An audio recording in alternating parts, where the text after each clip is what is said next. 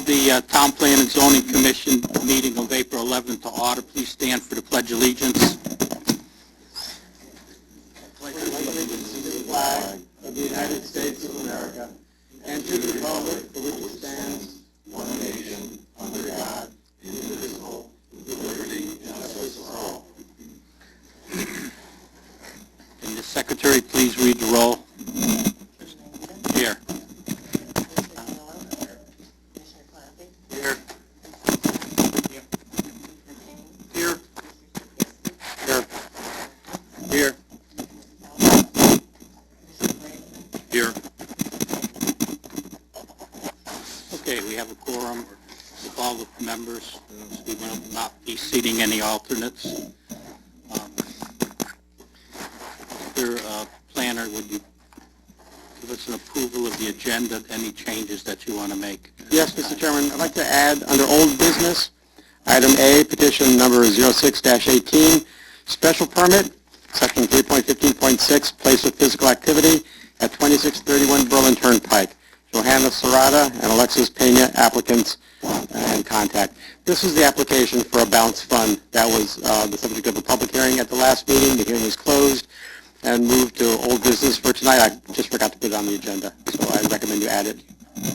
Okay, we're also adding on the agenda, right after public participation, Newington Ridge, a discussion with the developer and the residents.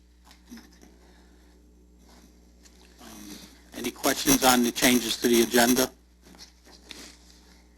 The motion to approve the changes? So moved. Thank you, Larry. Motion made second. All in favor? Aye. Opposed? Okay.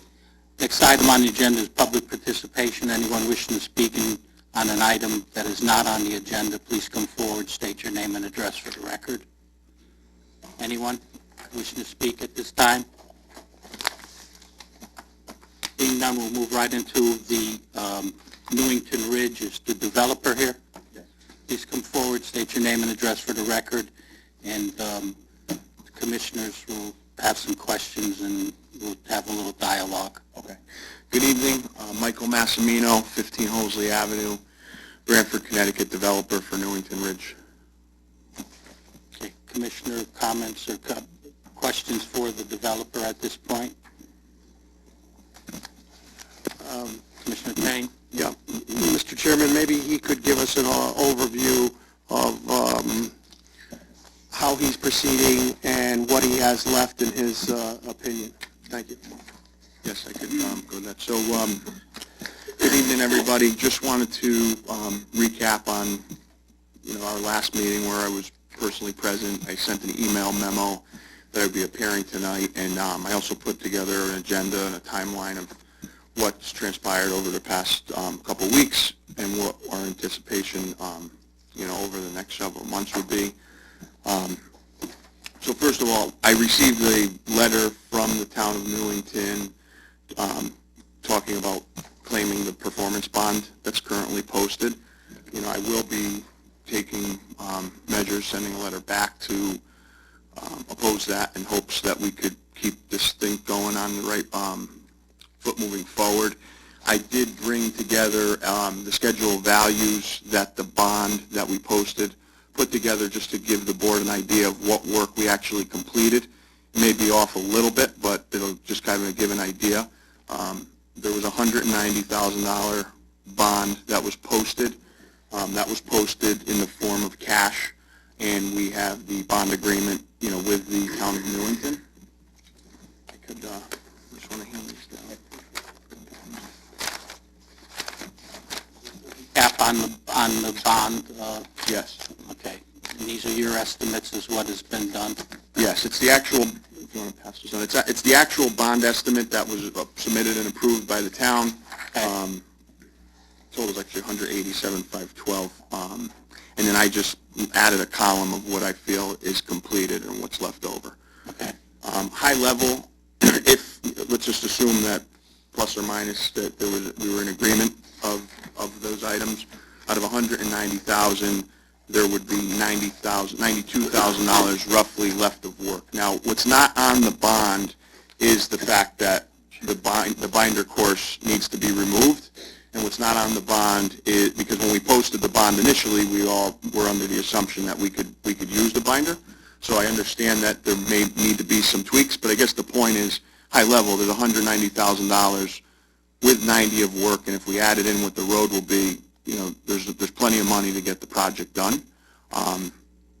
So I know there's some steps to be taken, including meeting with the town engineer, verifying that we're on the same page, with itemized, but I just wanted to at least let you guys see, where this was, and where we feel as a development company is complete and what's not complete.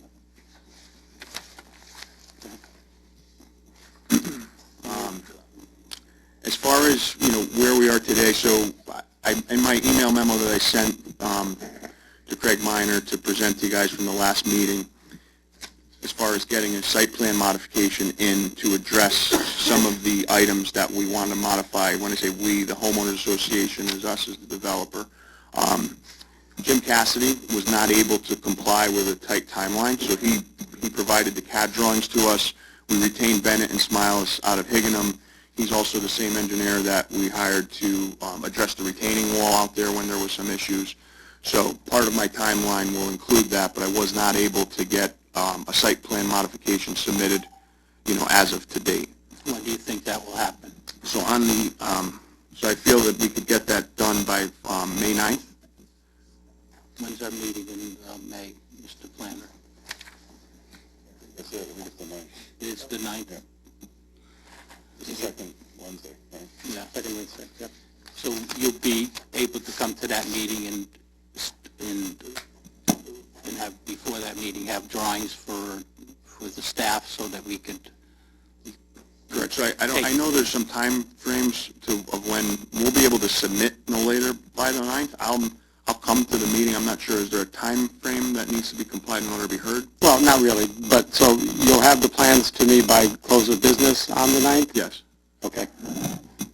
So then we'd go into the second meeting in May, and you'd be prepared to take application for a site plan modification that when you have the drawings done by the 9th. Correct. And the items to address on the site plan I wanted to point out, but just to give everybody an idea, which I'm sure everybody knows, we mobilized on late last week, and we were on site as of Saturday removing the fill pile that was behind Lot 1 and Lot 2. We hauled Saturday, we prevented Sunday, but with the weather, we did Monday, and we did yesterday, and we were out there today. We pretty much are at a point where the majority, if not all of the excess fill is off-site. There is still a topsoil pile that's stockpiled behind there. I think that could pretty much be spread through that whole back area.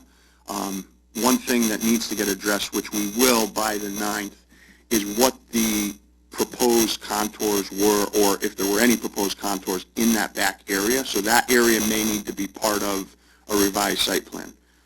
There's existing contours, with the adjacent property that kind of slopes up, as everybody knows. We have the grade where Griswoldville Avenue is, which pretty much it's level and, plus or minus.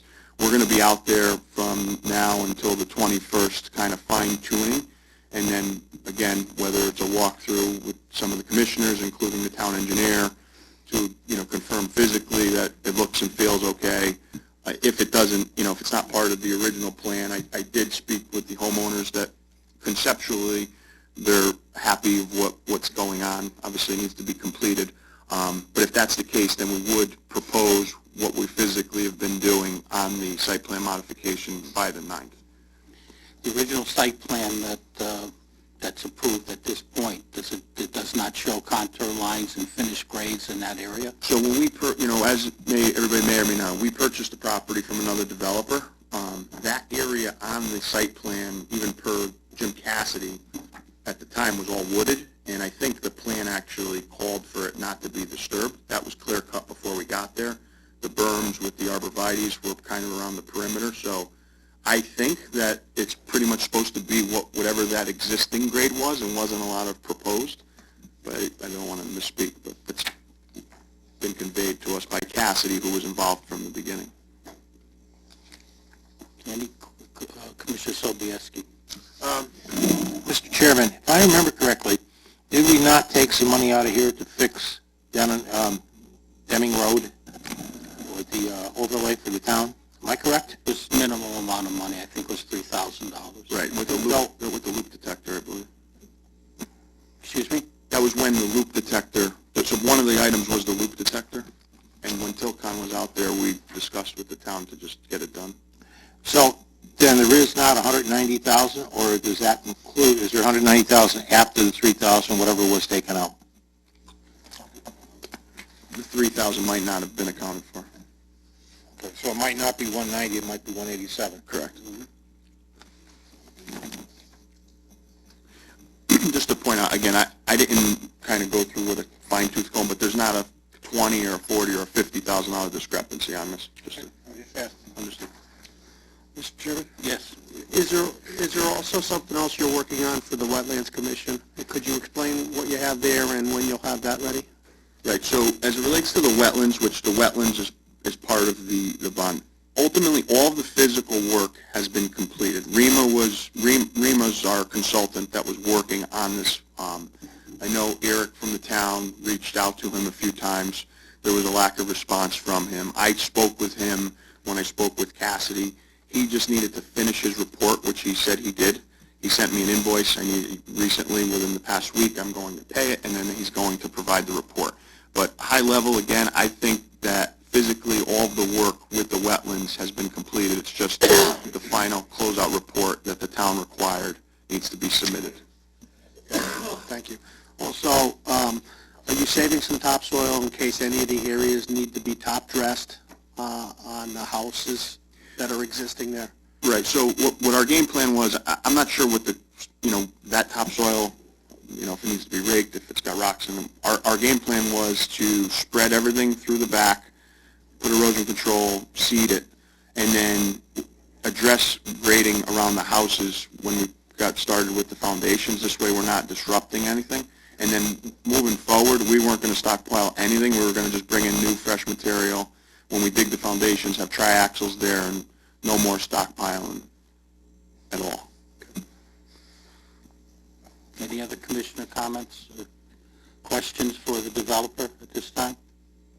I have one more. Go ahead. When you bring your engineer out there, you're going to be talking to him about how to construct the swales in the back of the houses so that the two houses that are over there aren't going to get any flooding. Is that correct? Correct. Okay. Yes. That's I actually did a walkthrough today with Janet, and I explained to her, because she planted her own grass in the back, and I explained to her that it's either going to be done by swale, maybe a yard drain, but there's definitely going to be some work to be done behind lot 1 and 2 to get the water, around the back. And there was concern of some of the grading around her home and some of the other houses. Yes, we definitely are going to address the grading around the houses in addition.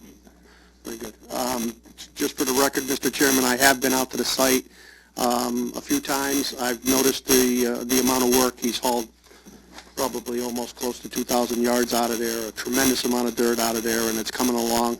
One other question, I would assume that once you finish the grading in the back of those two houses and you're getting ready to seed, you're going to move the construction equipment that's in the back off-site? Correct. So as far as milestones, this is what I'm proposing that the time frame would be. So fill removal from the 7th to the 21st. That includes final grading and erosion control matting. I'm going to get the trailer, the box trailer, and the rock truck out of there by the 21st. I just have to get it started and tire and whatnot. As discussed, plan on bringing and doing the site plan modification by May 9th. Building permit applications, I know there's some steps that need to be taken per the wetlands approval in order for the last 4 permits to be released, but in hopes of getting those permit applications submitted by the 15th. Between then and around the 1st of June, again, with the binder, I'm not disputing that it needs to be replaced. I agree it should be, but as discussed numerous times, we want to get the foundations in at a minimum before we change that. But by the 1st, what we'll do is we'll bring materials testing company in to drill some holes to see what the road base status is. And then I'm proposing to put the remainder of the foundations in when? So I plan on getting the foundations at a minimum, but also getting the houses on those foundations up weather tight with the utilities by September 15th. You know, the neighborhood and the homeowner association gave the concern that they understand that I have to get the foundations to do the top coat, but they don't want 4 foundations sitting in the ground where somebody could fall in. So I'm, committing, and we're capitalized to get the foundations in, and at a minimum, get everything shelled, weather tight, and landscaped. So from the outside, the place is a community, it's finished. That said, binder and top coat between the 15th of September and the 1st of October, which would give plenty of time of a gap if something slipped before the asphalt plant's closed. Can we have a copy of your timeline? Yeah. And well, I'm sure the timeline's got a little bit of flexibility in it, and I'm sure, just like any other construction job, I mean, you run into a few problems, so plus or minus some days, at least I understand. Exactly. If you don't mind, if I could just put it in an email, because I have my agenda on time. Absolutely. You get that to the planner as soon as possible so he could distribute it to the commission? I'll do it by tomorrow. As far as just to address when I do come in for the site plan modification, it will be the grading plan if something deviated from the original plan, specifically around the lot 1 and 2. The removal of sidewalks, the removal of the walking path and gazebo. We were going to add the additional street light. There's miscellaneous grading issues and topsoil and grass issues throughout the site. There's a missing tree and missing landscaping. We've talked, honestly, I haven't spoke in person with the association about it. I spoke with about before this board after I heard from the association and on phone calls, but there's the concern about fencing, buffering, safety where the wetlands pond is. So before we submit, I will speak with the homeowners, agree on something, and make that part of the site plan mod as well. Okay. Mr. Planner, any correspondence that we get back as far as schedule of values or timelines, would you make sure that the association gets copies of those? Okay, Michael. Thank you. Any other commission comments at this time or questions? Commissioner Woods. It's actually for the planner and not now, but if you could get back to us, just the detailed list for the items that the developer says has completed. I just would need you to confirm that, in fact, it has been done and that money is available to go back to him.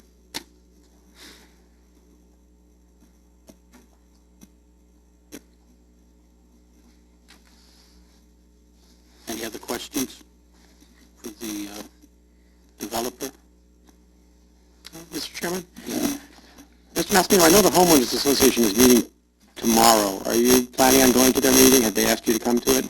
No, I wasn't planning on to meet with them. I spoke with Cheryl on the phone yesterday. She said she was going to meet. There's a couple items that I'm working out with the association, such as irrigation systems and whatnot, but I wasn't planning on meeting them in person tomorrow. Okay, at this point, I think we'll finish with you. I'd like to maybe hear from one of the residents that represents the association if she has any questions. Thanks. I see the vice chairman of the association here. Mr. Mike. Yeah, please. Hello, my name is Janet Chernikoff, 4 Denning Farm Drive. Michael has been very active these last several days. I've never seen as many trucks with dirt in them in my life. It is pleasant. The only thing I'm going to ask for is, I know several of the commissioners have been out. I would appreciate it. I don't know if it's town engineer, who the appropriate person is, before Michael completes and while he still has the equipment there, that somebody come out and say, this is the correct way to do it. Because we don't want all this work done to find out your swale isn't right or this isn't drained properly. When the commissioners came around the first time, there were several different opinions. We kind of, especially personally, if they're going to rip up my backyard, I want to know that this is the last time my backyard's going to get ripped up. So if who the correct town person is, I honestly don't know, but I would appreciate, while Michael's still working, that that gets done. The other second thing, we're very pleased. We hope Michael's words come true. And the only other thing is our concern at this moment is if he excavates the remaining 4 foundations, if they are left as empty holes, it's a liability to the association because we have a lot of traffic from the neighborhood, even though we're a private community. People ride bikes, people walk in our area on their walks, and we don't want to have to deal with a lawsuit that somebody fell or tripped into an open foundation. So that's our primary thing at this point in time. Obviously, the commission will be monitoring him, Michael, so that the work is being done to the time frame, give or take, that he submitted, and otherwise we have nothing else to say. Okay. Mr. Planner, who would be responsible for making sure that the work that is being done now on the grading is sufficient? Well, town at the end of engineer? yes, normally at the end of a project, the town staff, mainly the engineer and his crew, will go out to inspect the site to make sure that it was done in accordance with the site plan. At the end of the project, the town doesn't normally have people out there watching it as it's underway, but I think in this case we probably would. But I think the answer to your question is yes, the town staff will inspect the site when it's allegedly done to make sure that it was done correctly. Okay. And hopefully that could be within, I think, Michael, when did you say you were going to finish? A couple weeks? Yeah, the back area between lot 1 and That's what I'm talking about, lot 1 and 2. Okay, well then what you're asking, and I think the town would do it under these circumstances, is to do an interim inspection, a progress inspection, so to speak. That would be Yeah, I think that would not be unreasonable to have the town Okay. staff go out to do. We're asking. Yep. Thank you. What they use for a basis of grading there? Well, I don't know, I'm not a surveyor, but I if one of them were here, they could. Testimony tonight that it wasn't done to the original site plan, so I don't know what you're going to, I think they, Steve, you've got an answer for that maybe? I haven't seen the plan, but I'm assuming because the houses are on the original site plan, at least 15 to 20, maybe even 30 feet behind the houses would be included in the grading plan that was done for the site. But obviously the slope where the trees are supposed to be would be existing, but we should be able to get a survey that's going to show you where the grade should have been for the water problems that these homeowners are having, I would think. Commissioner Payne? Yeah, I think the contractor stated that he's having his engineer redo the grades in the back. In the back of house 1 and 2, there's maybe a 30 or 40 foot flat area, and then it's supposed to be a swale so that the water drains out.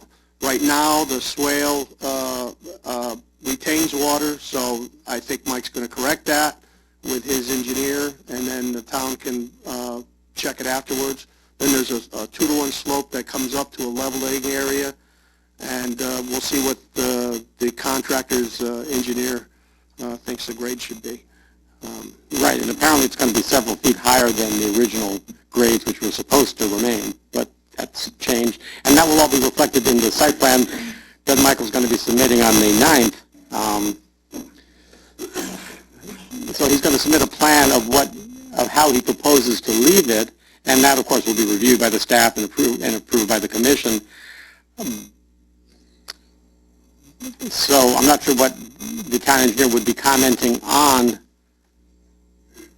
okay, so basically, there is an adjustment to the original site plan, and I'm very pleased, being a homeowner on Lot 2, with the way it looks right now.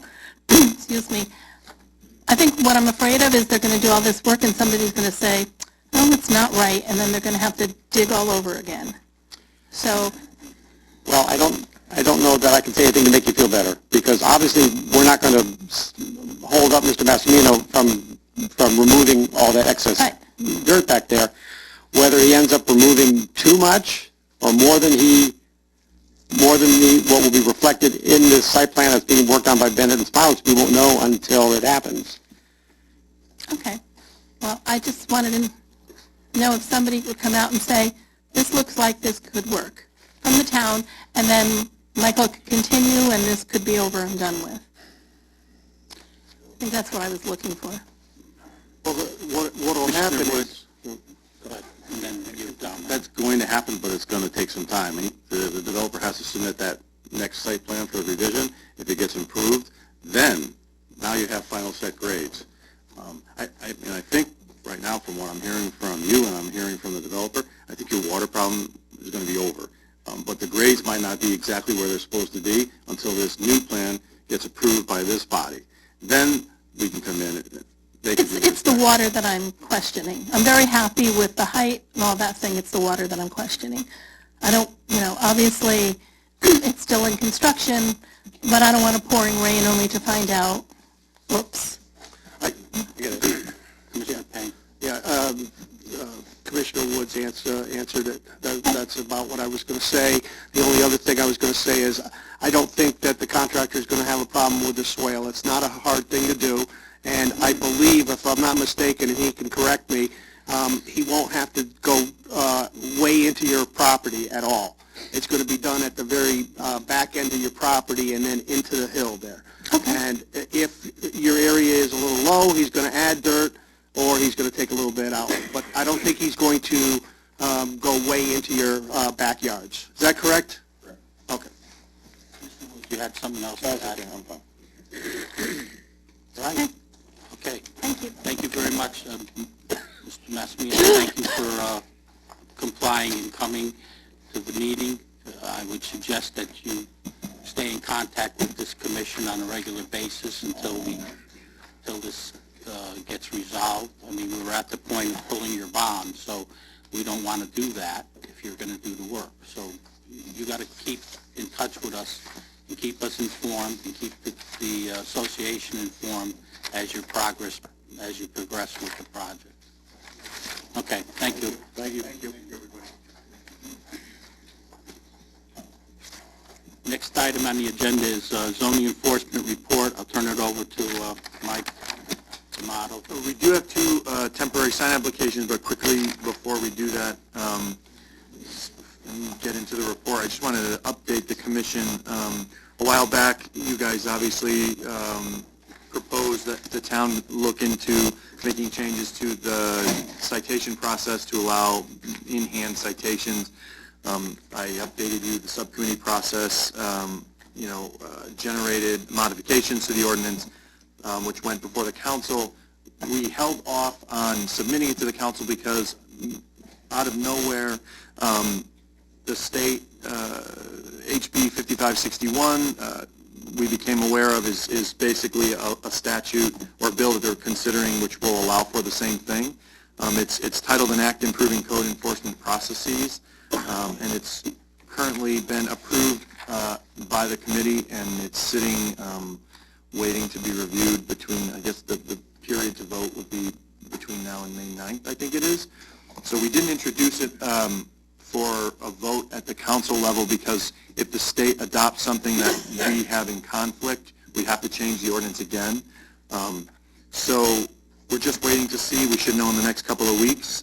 It was almost unanimously approved by Planning and Development, I think, so that's a good sign. So what will happen is once that's done in the first week of May, we'll probably have to tweak our ordinance a little bit again because there's some time frames that they outline that don't fit what we had proposed. But the long and short of it is, provided you give a written warning, you can fine someone per violation a set amount of money, which is outlined in the proposed bill, and our ordinance will be in line with that. So I just wanted to give you a quick update to let you know why you hadn't heard anything on that. I don't know, if you want to just look at the report first before we get into the temporary signs, if anybody has any questions. I'd rather do it the opposite way. Could we have the two temporary people come in and then we can get into the... Yep. We can start 3475 Berlin Turnpike, Stu Leonard's. I believe the applicant is here. And I can just try to quickly... Maybe there. State your name and address for the record, please. Good evening. Bob Herbst, 3475 Berlin Turnpike, representing Stu Leonard's. You have a site plan, something to put up on the board there. Yeah.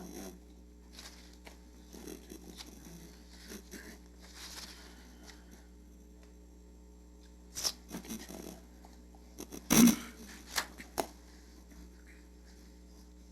this is the front of the building, these are the 3 locations proposed. Is that correct? The front.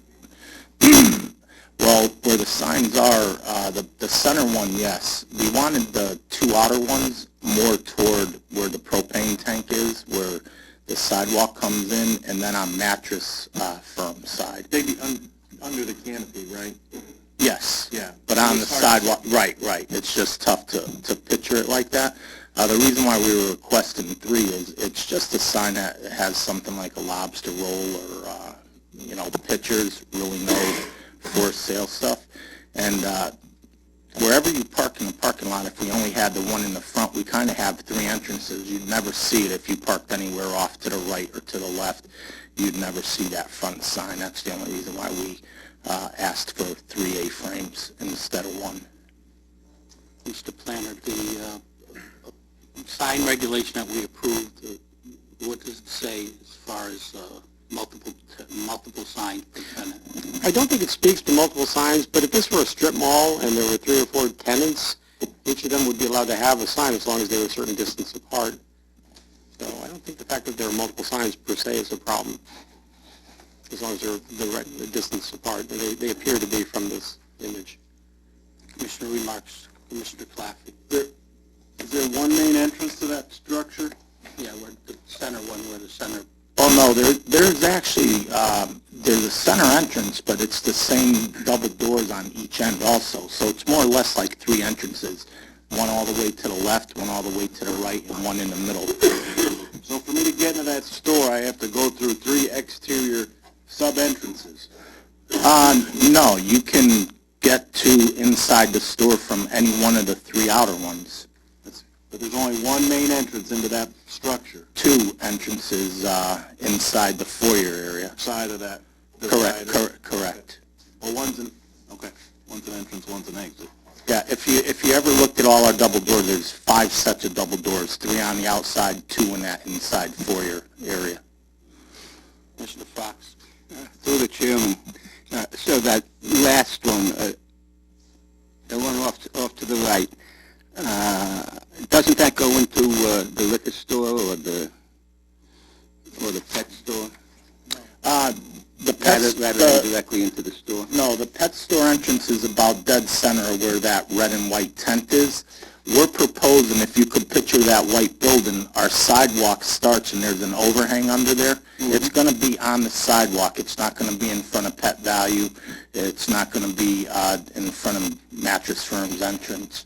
They're going to be on the sidewalk leading into either side entrance or one in the front to the front entrances. Okay, thank you. You're welcome. Any other commissioner comments? Commissioner Payne? No. The only thing I have to say would be, is the commission, if we allow this to have 3 for this one business, then that opens it up for all the other businesses that have come in, because I think it says 1 per business. So, Commissioner Claffey. My concern is that this, this was a lengthy discussion of the temporary sign ordinance for months. And I brought it up many times, what the planner brought up on with like Parkades, and I brought up Best Markets area because you have businesses, so many businesses in that. There's only 2 businesses on the front part of that. The third, which is the sub-tenant of the dog food / I don't know, Pet Value. I don't go down there much, but I mean, my concern is, like Commissioner Payne said, is if this goes through, every business here could come in and say they want 3 temporary signs per their 1 entrance. I mean, technically that building has 1 entry into the structure. We actually have 2 entrances. I don't mean to cut you off, but there's 2 entrances, because if you go through the right-hand side, you can't even get into the left-hand entrance, so you got to use the right one. No, but So you can walk in with that little blue look, or it's a shadow, right, between the far right and the center area. And there's a display that divides the doors, so you would I have to go understand that, left that's or a right. movable display that is used at your all's discretion, not at how the building was constructed. And that's my, What are you saying, put one on the interior just before they enter? no, what's going to happen is these three are going to come out into the parking lot so people can see them when they drive through. It's going to happen, it's like what happened and it's been brought up to the CEO on another supermarket in town. Price Chopper has two, one on each entrance. Technically, our zoning, I think, unless our CEO wants to correct us, it's one per business per complex within 25 feet of each other, so that a business to the left, like the mattress person, could have one, and then the Pet Value could have one, and one for the Stu Leonard's tenant. The only other issue with putting it directly in front in the street is that that's a fire lane and a driveway. So we can't really put the middle one out where you're saying where more people are going to see it driving through because of the fire lane and the direct driveway also. No more than 5 feet from the main entrance. Read the section, You want to read it? Or you want well, to the record, so that we know what. Okay, well, what it's. I'm going to read A section, A section, section F. It says, temporary ground signs shall be placed not more than 5 feet from the main entrance to the business, shall be not less than 25 feet apart, and shall not impede pedestrian traffic. So I guess it'd be reasonable to infer from that, from the requirement that it be 5 feet from the main entrance, and if you assume that by definition a business can only have one main entrance, then yes, that business can only have one sign, if that's what you are interpreting your regulation to intend. Well, you people just approved this regulation, so what was your intent? Do you want multiple signs on per tenant, or do you want one sign per tenant? Questions that I remember, it was one sign per tenant. I remember it as being one sign per tenant, so that in stipulations where there's multiple tenants in a plaza, wherever it may be in town, not separating it between a BBT and a Berlin Turnpike zone and a North Mountain Road industrial zone, that one sign, one tenant. That's it. So that everyone could have equal amounts of temporary signs, because that was a concern of, I know the Business Association across Lowry and in the Main Street area, and I think, if I'm not mistaken, it was from the Chamber of Commerce wanted equal for everybody. Because I brought this up personally, that if you don't do it this way, you're going to have hundreds of temporary signs up and down the Berlin Turnpike, because each plaza has a multitude of tenants. There's not really just one, other than your standalone restaurants, McDonald's and Dunkin' Donuts and such. Any other comments from the commissioners? Commissioner Fox? Thank you, Mr. Chairman. I think all the points that Commissioner Claffey and Commissioner Payne are very valid. We did approve, the regulation that called for one sign per tenant, 5 feet from the main entrance, no less than 25 feet apart. When you have such as Market Square, as Anthony says. I think maybe, I don't know, if Stu Leonard's is the only store, the only retailer with a situation like this, we have a long frontage, the main entrance, and another 2 entrances. So I don't know if this is common, and I'd have to go take a nice ride all over the place. Maybe we should think of making some amendments to that. In the meantime, I hate to say it, but I think maybe it should be limited to one. Any other commissioner comments? Mr. Woods? Can I ask the planner to read that section again? What section is it? Okay, this is section F, in section, 6.22, which is the temporary signs section.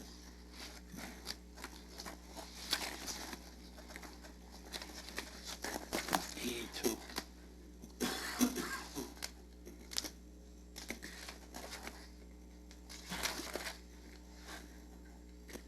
Temporary ground signs shall be placed not more than 5 feet from the main entrance to the business, shall be not less than 25 feet apart, and shall not impede pedestrian traffic. Okay, thank you. So, this meets that regulation, and I guess you could argue that they have 3 main entrances.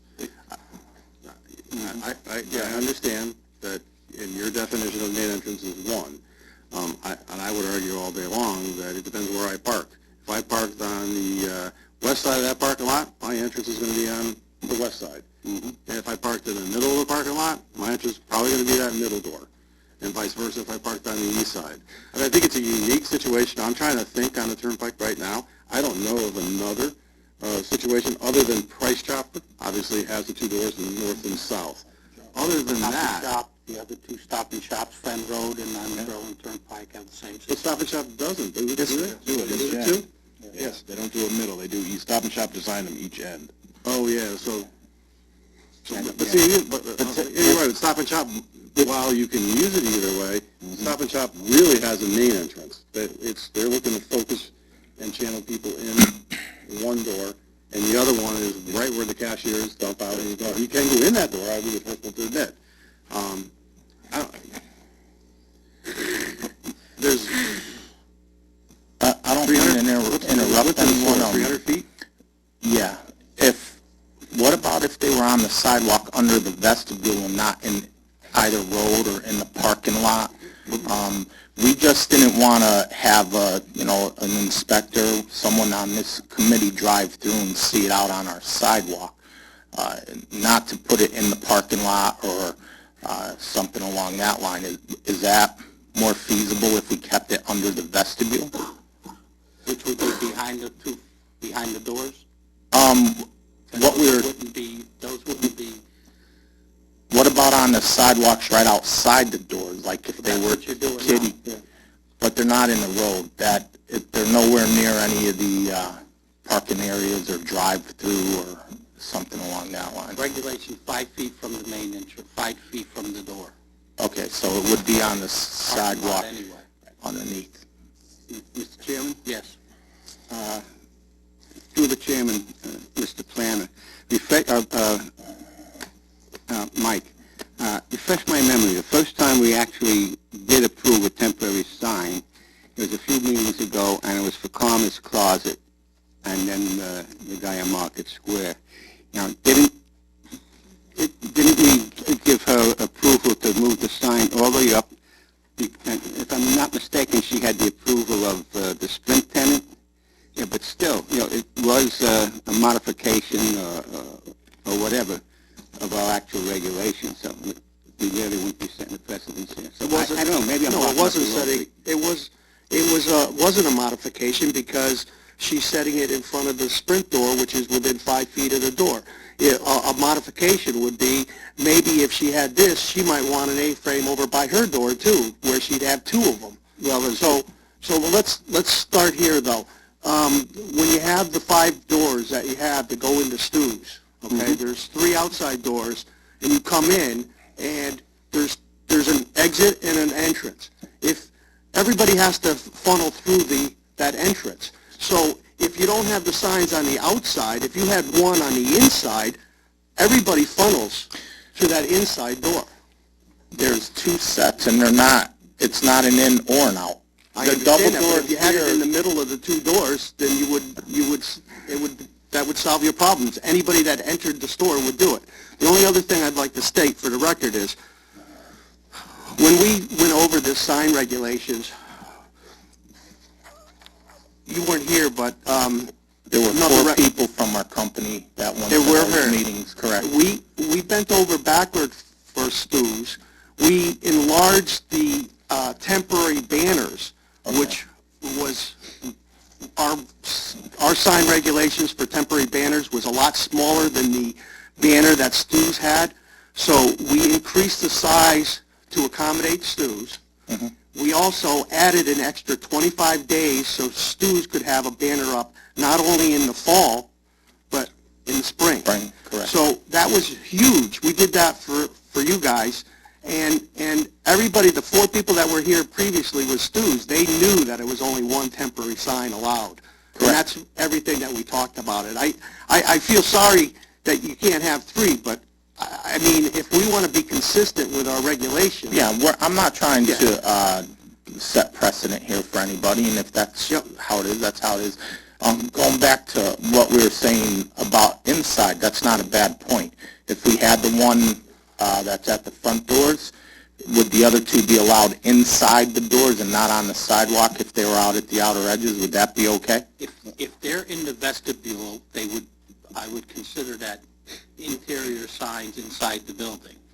And then you would have one sign outside the building, 5 feet from the main entrance. So if you put signs behind, I know your setup there. If you put it behind the main, in that vestibule area, you could have more than one sign. Okay. Okay? That's the way I interpret it. If someone has a different opinion, they should say it now. Commissioner Woods? Mr. Chairman, to the planner, or actually probably more first to the applicant. 1980 technology. Yeah, I know. Someday. Good? That's what's going to be on the record. Be good. How many tenants are in that building? 3. 3 tenants. Correct. Okay.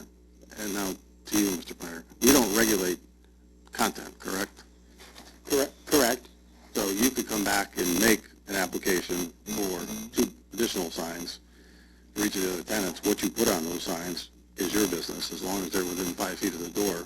You're going to get what you want. No, that's circumventing the regulations. No, it's not. Steve. Yes, it is. Yes, It most certainly is. No, it's not. The chairman just offered him a means of having it inside his store. You guys don't have to agree with me, but it's valid. Agree with you. Yeah. So Wait, let's move on. we just heard Commissioner Payne say that we allowed somebody to take a sign not in front of their door. Our regulation says it's 5 feet. It's in front of somebody else's door. Now, how is that in compliance with your regulations? Explain that one to me. It's one sign, and she got 5 feet in front of her door? and she got permission from the Sprint store to have it there, and Is it we 5 wanted feet to. from her main entrance?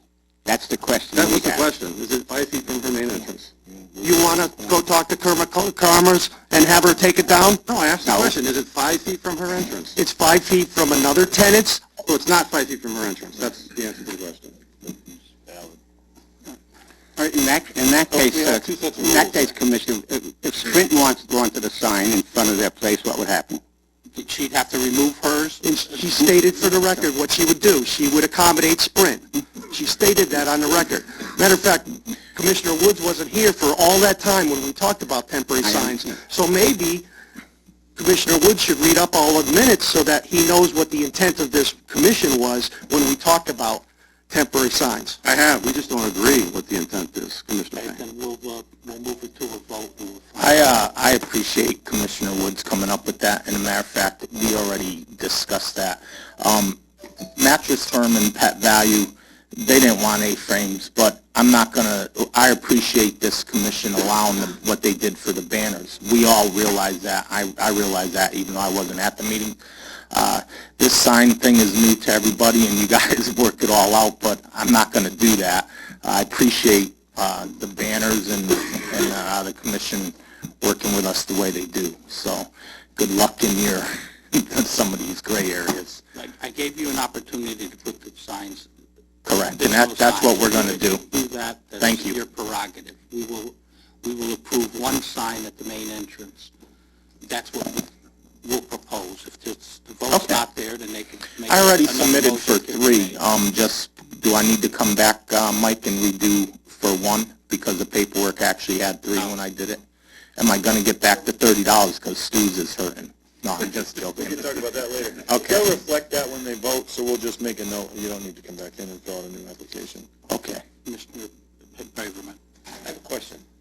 On 62.2, and it says temporary sign, ground signs shall be placed not more than 5 feet apart from the main entrance to the business. Shall be no less than 25 feet apart. What does that mean? It's for multiple tenant buildings. The two signs for the two different tenants have to be at least 25 feet apart. That's what that means. Okay. Mr. Claffey. I don't even know if I want to touch this one, but I will because I'm that guy, because I have a background in building code. For the future, to resolve an issue like this, due to the fact that Stu's uses 3 entrances into a vestibule, which then enters into their main entrance of their structure to get in the building, because you're only in the vestibule, which is a total separate part of the building, and it's there for a reason. We won't get into that, but in the future, when we get a plan like this, way back when, this was what, I don't even know how many years ago, Stu's has been here, 20 years? 2007. Oh, not that long. I thought longer than that when we as a commission approve a new building or structure with multiple tenants, that we decipher the differences, and I know it's in the building code, but there's a gray line here between what we enforce and how it entertains itself with a vestibule and a main entrance.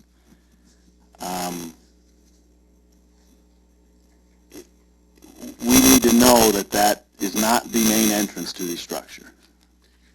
Well, I think Because you could say that with the pet value there now, that's an entrance into that building, because then you can enter into Stu's through that building.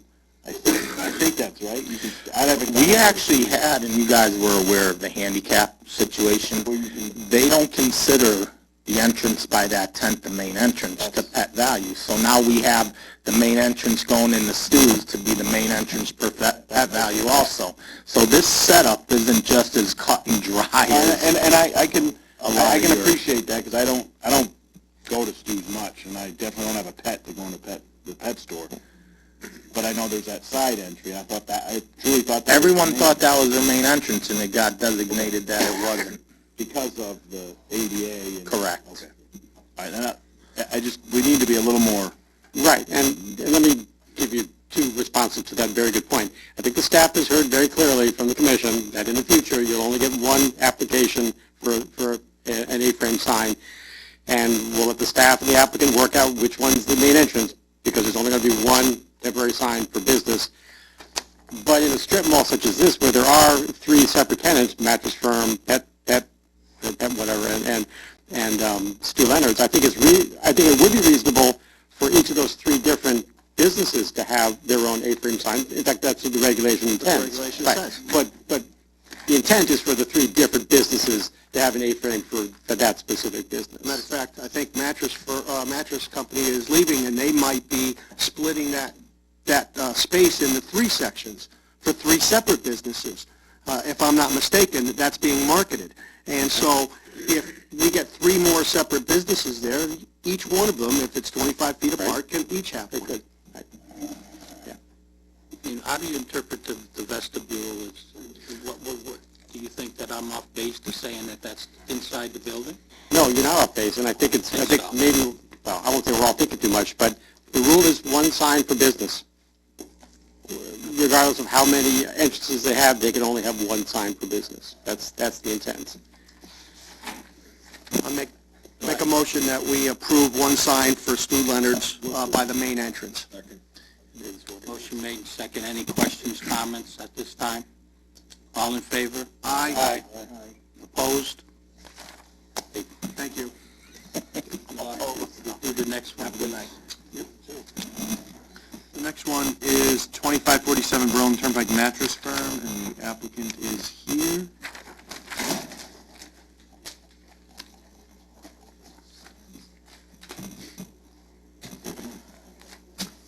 Hi, my name's Jack Edmonds, and I'm here for both 2547 and 2661 Berlin Turnpike. We do have one next to Stu's, but I'm not here in regards to that one. You're here for two different stores? Yep. I'm familiar with this, the one that you have up on the, where's the other one? Right You next to can each see other? it from that one. It's towards Stu's from there. Oh, okay, all right. It's due to acquisitions. That one was our oldest one. The one between Stu's and that one was a Better Betting. And we got Okay. it through an acquisition. Okay. And that's exactly what I want to do. That's the guy we call the tube guy, and I want to put a banner on the building. There's the banner. Size of the banner. You know, it'll be attached. The banner's 24 square feet. That's what we have, is it? Right, it's the parameters I gave you are exactly on the thing. So those all meet the requirements of the zone. Yeah, I think the maximum was for frontage.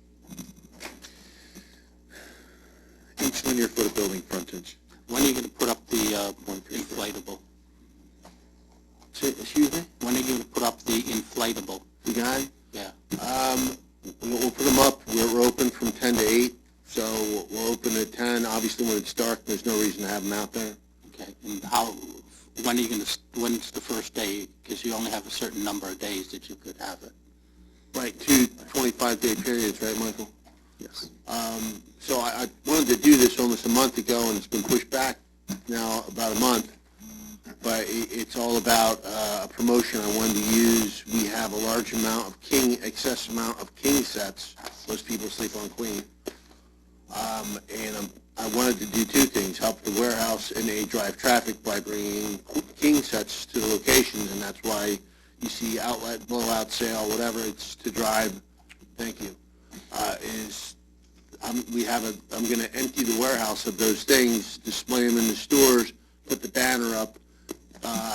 25 days should be more than enough.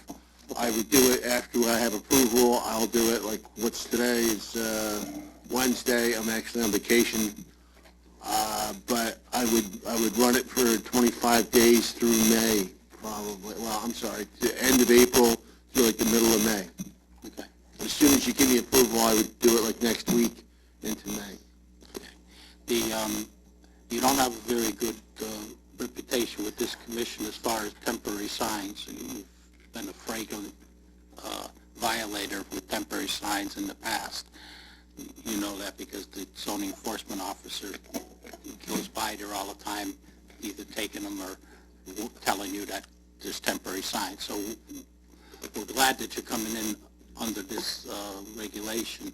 We don't want to see the paper temporary signs out lined up on the turnpike like you usually do. I mean, that's a real violation. I'm new to the neighborhood, actually. Okay. I live in Rocky Hill, been there 15 years. This area is one of the first areas I ever ran for Sleepy's a long time ago. I've been running the coast for almost 14, 15 years. This area was just reassigned to me recently, so this is the way I do business. Have you had a problem recently, Michael? Right. So I'm a pro. I'm not going to drive Michael nuts or Now, anything. if you needed a temporary sign, an A-frame sign, you know the regulation that... I do. Okay. Oh, so So I did. you could come in for that if you needed that, a temporary sign on an A-frame 5 feet from the door. Yeah. That would be a separate application. Yep. Commissioner Payne. Yep. Thank you, Mr. Chairman. I'm good with this, except I noticed one thing. I don't know if the other commissioners or staff might. There's an electrical line where should maybe the inflatable be on the other side. I don't know how tall it is or anything. I would be just concerned about the electrical line there, and you might want to have it on the opposite side. But I'll leave that up to you because I can't tell the height of the inflatable compared to the height of the wires. I understand what you mean by that. At our other location that's more towards Stu's, we can run the cord out the side door and no one will be near it.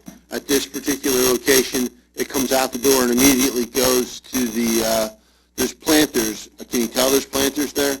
You see the chopped, the mulch? So it would not be in a traffic area. It will go into the planter. Okay, make a motion.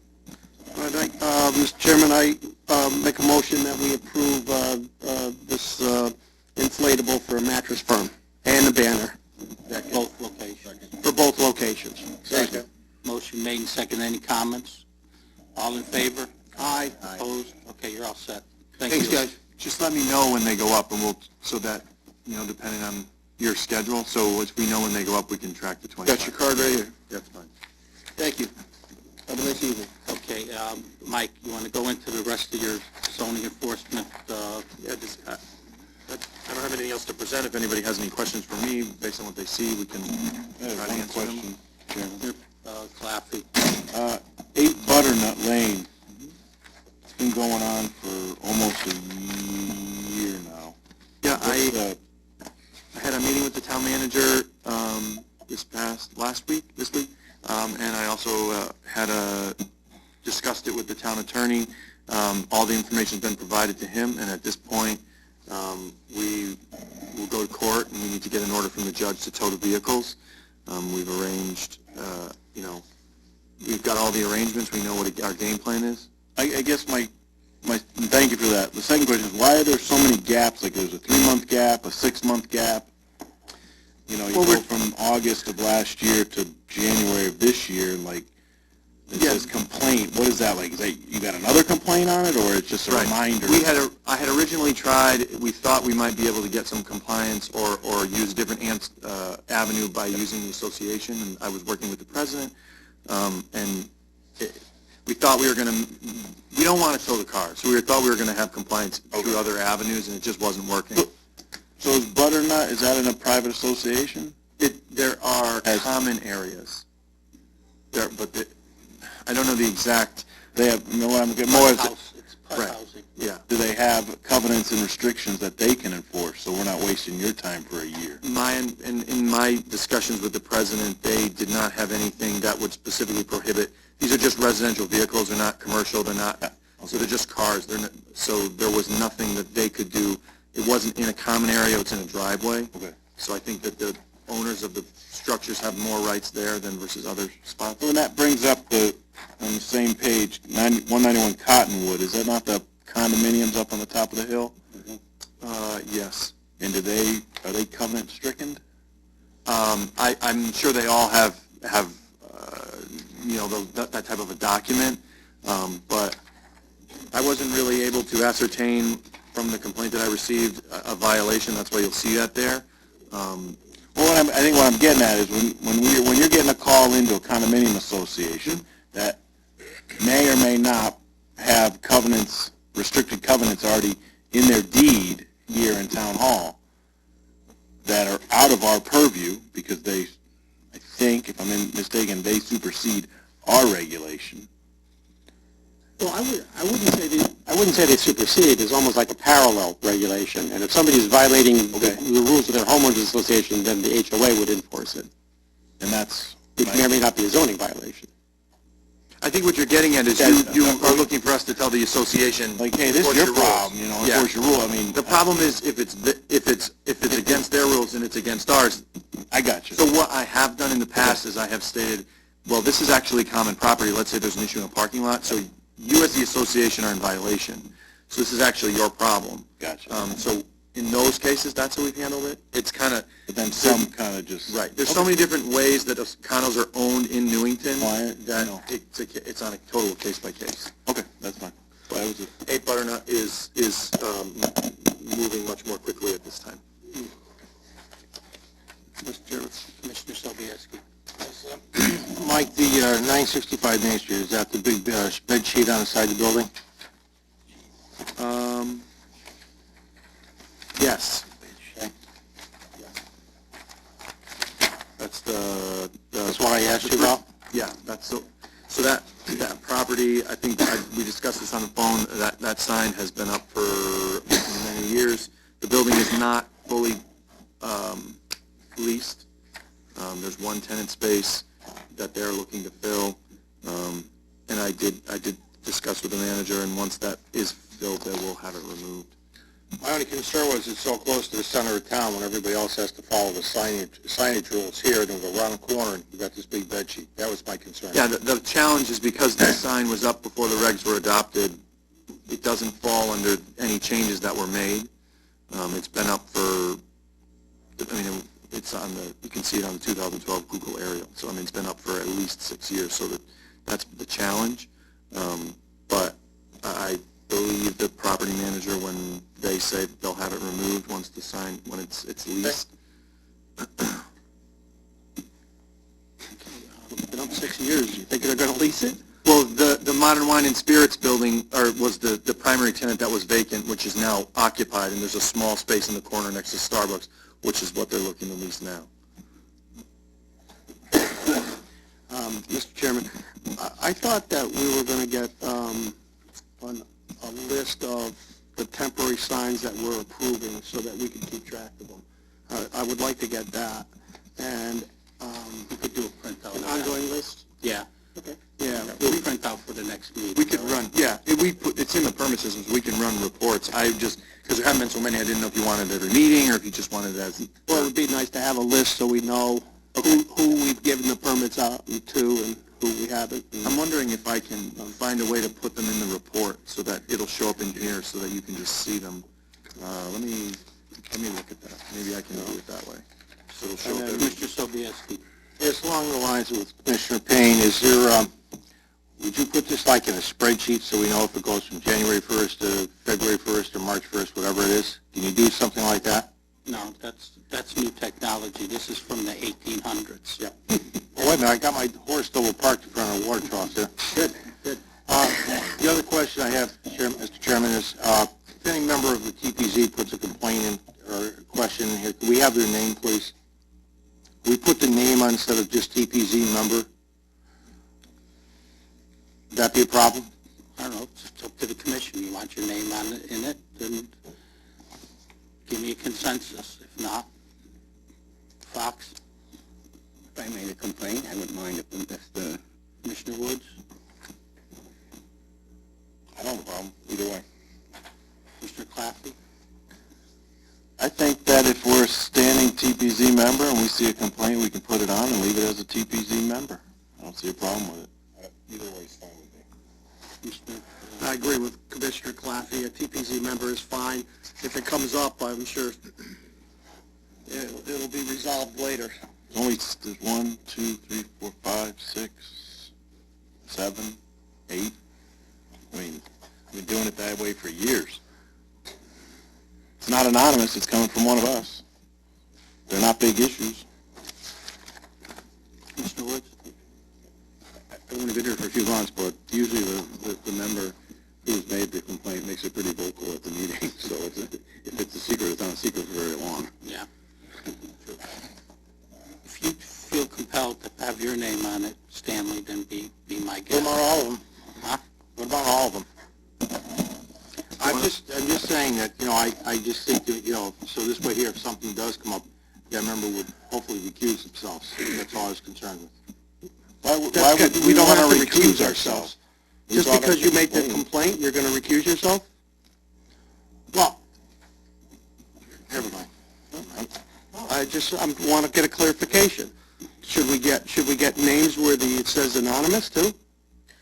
No, I'm just saying if you're going to vote on something, okay, if I brought a complaint up, I would recuse myself from this particular vote, if that was the case. That's all I'm asking. I'm just asking for clarity. Well, if I remember correctly, when you brought in the complaint on Airbnb, if I could finish, please. When you brought in the complaint on Airbnb, when several people in your neighborhood or in the area approached you, and you brought that complaint into the town planning and zoning, and we had a hearing, you didn't recuse yourself. I believe on the first one I did not. I thought I did on the second because the chairman had asked for a motion under commissioner remarks. I could be wrong. I think to determine if you're going to recuse yourself, it's up to the individual to determine if they have a conflict in their mind that they're either financial gain or some other means, personal gain. So I think it's up to the individual to determine. It's not up to the commission members to determine if it's a conflict. Just ask for a point of clarification, that's all. Mr. Chairman, may I? Mr. Planner, in our regulations as TPC members, is there anything that discusses the conflict of interest on complaints versus if you're a member versus if you're voting on a complaint? No, I don't think there's anything, no, I'm pretty sure there's nothing in the regulations. The Connecticut Bar Association offers training every other year for land use commissioners. It's a pretty hefty book that they put out with different chapters on lots of different things, such as predisposition and conflict of interest and so forth. There might be some guidance in there, but it's, as Commissioner Payne said, it's up to the applicant, it's up to the commissioner to search his heart and determine whether he's already made up his mind or not, or whether he's in financial or personal conflict with it. Any other commissioner remarks for the zoning enforcement officer? So I think we'll just leave it as is for now. The only thing that we could, I'll note, obviously everybody knows if someone makes a complaint to me, if they send me an email or if they send me a letter or something along those lines, if any documentation is created, that is all discoverable. So it's not as if it's a secret. Anybody can come in and ask for that information. If they want to review files, all of my information gets into the file once that complaint is moving forward. So it's not a secret. We don't advertise. Right. It's all public record once it comes into my office, regardless of the format. So I just would want to make that note. And on the Mike's statement, I'll be honest, I lodge a lot of complaints as a TPC member. And it's nothing against what you're doing or what you're doing, it's just things that we see when you're in the office. I work mainly nights, so I see a lot of things during the day. And I just try to do it as more of a help out to you and the betterment of my side of town where I live, where some people may be afraid to put a complaint in anonymously, I'm putting it in as a TBZ member, so. Any other comments for the zoning enforcement officer? Thank you, Michael. The complaints that you want to put in for him to look at over the next weeks or so? Any? I think like Commissioner Payne said, a list, because I drive around town, see these temporary signs, which are coming more and more in here to get approval, and it's a betterment that we don't have to waste your time if we see something. I know now when I drive down and see the mattress firm little guy waving at me, hey, he got approval. If I see it in August, I'm going to say, did he use all his 25 days? And maybe he called you and put it in the record, I'm only using 10, I'm going to save my 15 for the beginning of end of new school year, blah, blah, blah, for kids getting mattresses for college. So I'll try to get it into the report. I'll try to see if we can massage it so that it'll go in here and I can show it. But the other thing is that the permit that gets sent to the person who has applied, the permit document says that the permit shall be affixed to the inside of the sign. So the permit should be on the sign. Okay. Obviously, a banner, it's not going to be on the banner, but in theory, when they receive it, they're supposed to print it and they're supposed to put it on the inside of the sign so that you can be walking down a shopping center and say, oh, this is permitted, this isn't. Or I can, if I'm going down, O'Neill Plaza where there's 30 businesses. So if you ever have a question, it should be on the back of the sign. But I'll get something put together for the next time I see you. Commissioner Fox? Chairman, Mike, in essence, in other words, that the bed sheet that Commissioner Sobieski brought up in here, in essence, that's being grandfathered because you've been doing it for 6 years. Sounds familiar about some other things that have been happening. So that's essentially grandfathered. Right. Is it because it's considered a real estate sign? It doesn't meet the new, there isn't a real estate provision in the way that there was in the old reg. Okay, how about an A-frame sign in front of a restaurant, corner Market Square in Constantine, if they've been doing that for a few years before? I think that the A-frame sign comes, well, I don't know specifically what you're speaking of. The A-frame sign doesn't stay out 24/7, so once it comes in, they don't leave it out all day, every day, all night. They probably... I agree, but, So therefore, they abandon that. If they had it up for 2 years in 364 days and they took it in, they don't get that grandfathered because they brought the sign in. There's nothing really, we don't have anything that says grandfathered in. This is a real estate sign, and we don't have anything in our regulation that covers, and I'm just stating that I've never had anything where we've grandfathered anything, but we have a real estate sign up, and we don't have a regulation that governs real estate signs. Thank you. I thought we did. How about the size, right? Mr. Planner? Yeah, we did at one time, but I believe it got taken out.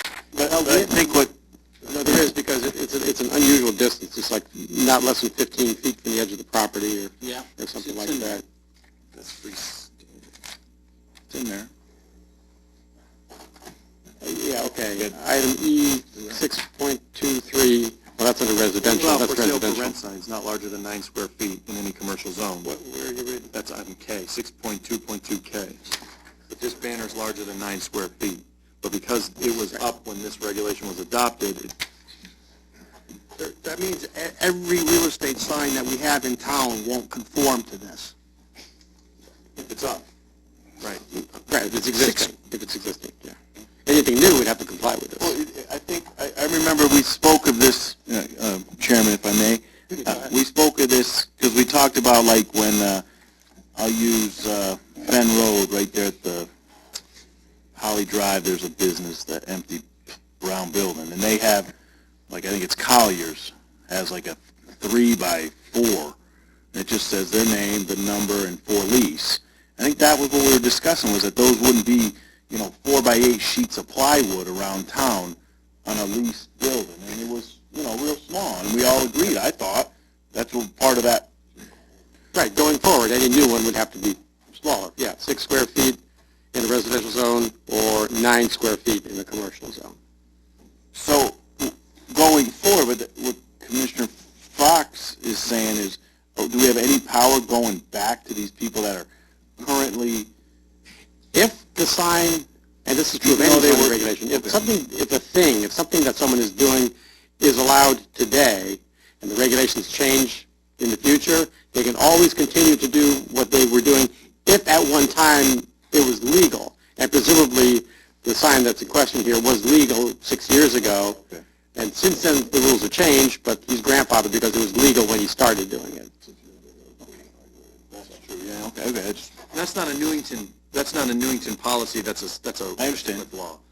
We don't, Under that same regulation, how many signs are allowed on this one piece of property? Well, in addition to all other signage someone can have, one for sale or for rent sign is allowed on in any residential zone, parcel of the residential zone, and one for sale or for rent sign is allowed in any commercial zone. Okay, when you look on Fenn Road, Yeah. the old welding place. Elmwood Welding. Has 4 signs. that's multiple parcels.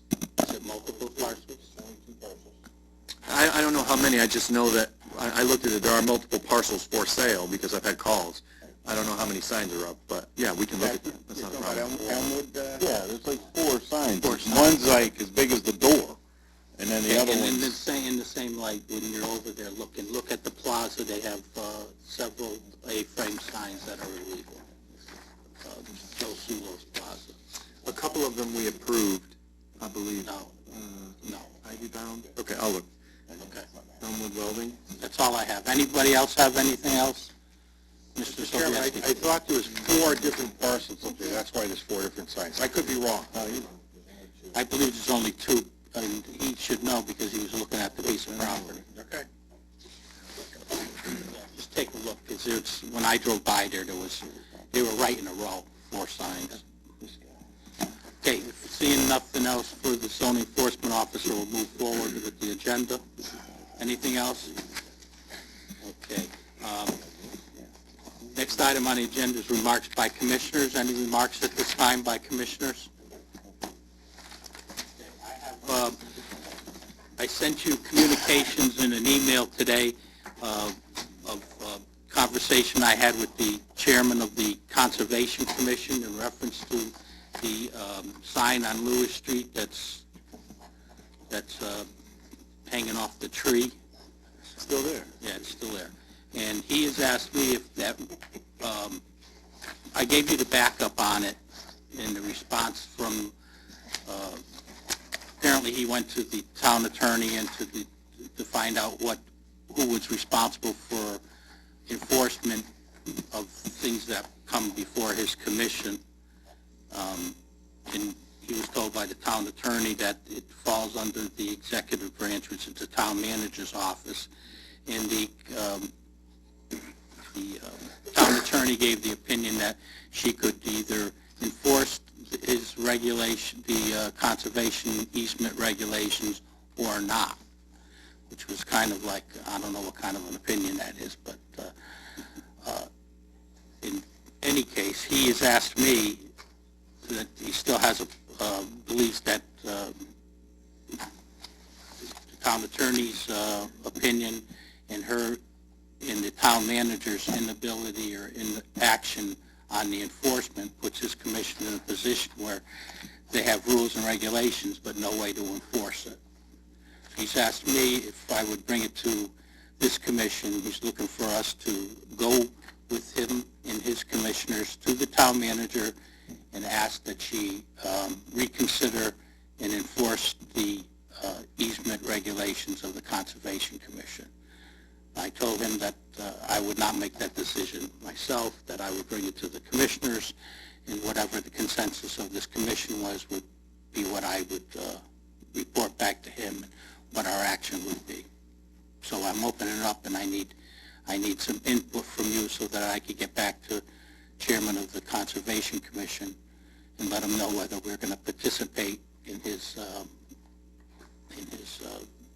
quest to convince the town manager to do her responsibility of enforcing the conservation easement. So I'm opening it up to you guys. I have just one quick question. Yeah. If the town manager should decide to enforce it, is that really legal? Because he's already got a building permit to erect it. So what happens to the permit? Does that mean that the zoning the building official himself throw his decisions out? I'm just asking. I'm not being I understand. I don't know. I understand the problem. I think that what happened was that the gentleman wanted a sign. He had a sign on near the street. It was on somebody else's property. They decided to take the sign down. His sign came down in the meantime. He feels that his property is set back from the street. He needed the sign so that people would know where he is. But the point is that he's been there for 10 years, and he does have a sign on his building. So apparently he was advised that he could put a sign off the tree, hang it off a tree, and that would be legal. And he got a permit to that effect. It was brought to our attention on this commission. We had a lengthy discussion about it, and I think a lot of the commissioners here, at least at the time, felt that hanging the signs off of trees and using the tree as a stanchion for a sign was not what we had in mind when we put in a regulation for signage. But that's, where it's a different day now, and the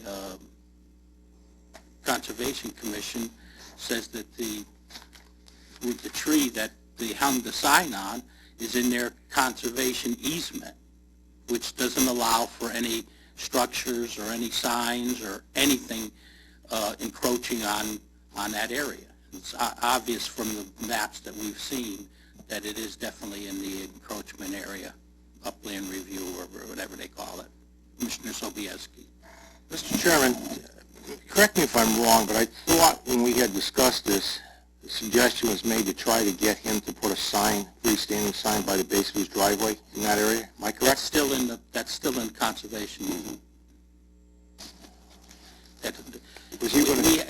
Actually, the staff went out there. I had Mike go out there and see if there was any spot along the road that was not in the conservation easement, and unfortunately, it goes all the way up to the road. Okay, that's what I was wondering. I remember you So suggesting it's really that. not even the spot that we could fudge the regulations and let them put a post sign up and get it off the tree.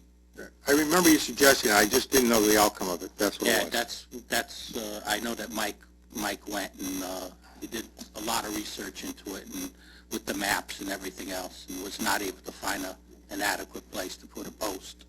Commissioner Fox? Through the chairman, Mr. Planner, has anything been done to preclude something like this building permit being issued without an inland wetlands thing, in the future? That's one question. Well, not the wetlands. I think you need a building permit for a sign. No.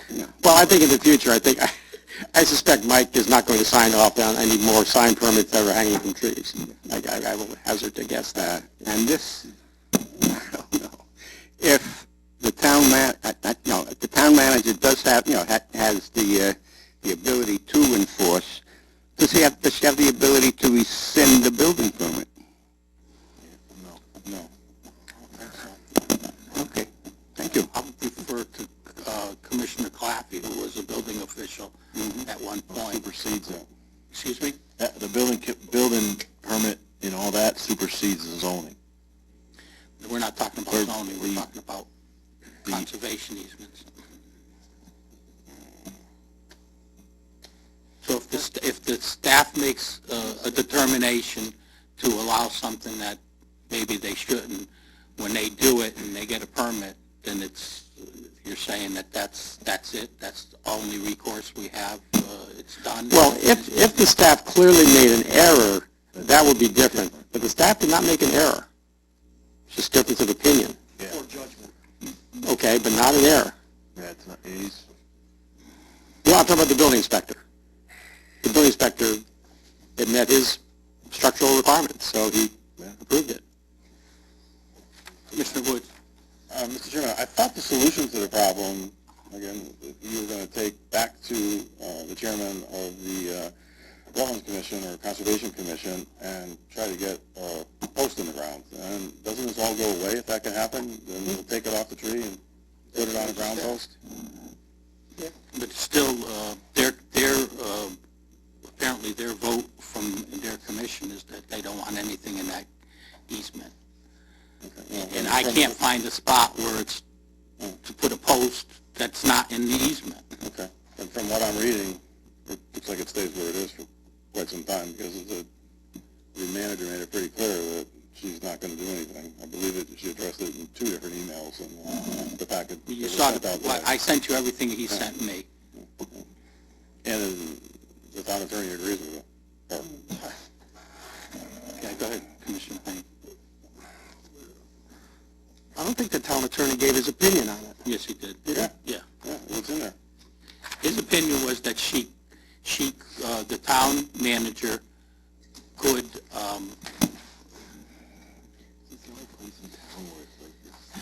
hang on a second, because I want to make sure that it's on the record and it's on the record right. You got utilities under there.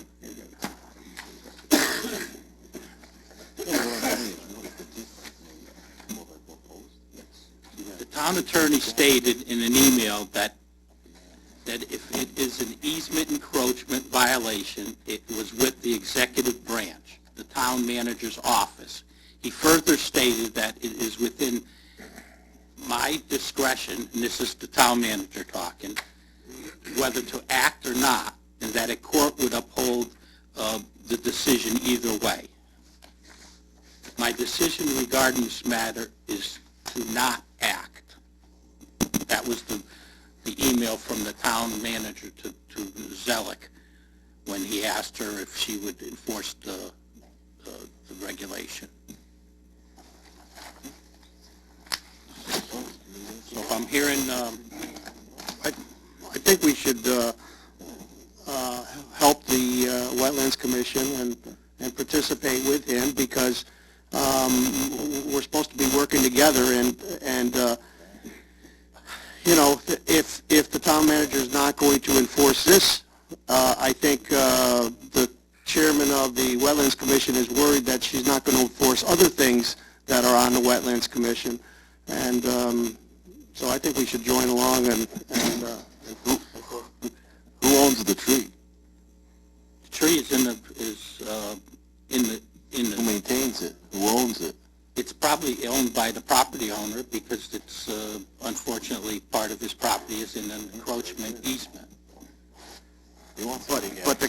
But there's rules on the conservation area, so whatever belongs in the conservation area, in other words, the trees, are in the conservation area. They have strict rules on what can be in the conservation easement.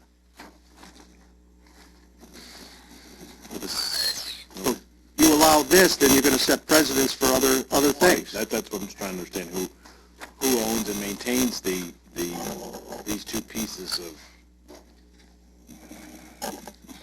what do they call detention? Is it even a detention pond? or a- Yeah, the detention pond. Who owns that? Like, who's The maintaining homeowner, it? homeowner, the property owner, the same individual, They maintain it, they clean it, they protect it. Oh, to the extent that it gets cleaned and protected, yes. geese like it over there. Right. Okay. Mr. Fox, what's your opinion on this? I don't know, Mr. Chairman. Well, I need some guidance here. Looking for me? Well, everybody's going to give me their advice. Yeah, I don't know. Jeff has a very valid point. It's in the, it's in the wetland zone. That commission did not, I'm sorry. That commission denied the sign, period. And really, it's, and for but the complication is, of course, that our building official gave him, approved the sign on the tree. So personally, I don't know how to resolve it. I mean, he's got a permit. We already talked about that. Yeah, I know, but- A while ago, we said it was a mistake. Last time we talked about I know, it. mistake or not, but, it's still done. Yeah, but when people make mistakes, you have to correct them. Why can't you correct it? Yeah, you can correct it, but through the building official. No, I would think their enforcement is through the town manager is their enforcement agent. So she has to enforce the regulations of the Wetlands Commission. It's her job. Or not. Or not. I agree there, but I think, if she does decide to, to enforce the commission's ruling, like I said before, then, okay, this was a mistake, but, and hopefully, it would be changed, and hopefully this would preclude anything happening in the future. But, I don't know what it would do, actually, to our building officials, way of doing business. Mr. Sobieski. Yeah, obviously there was an error made,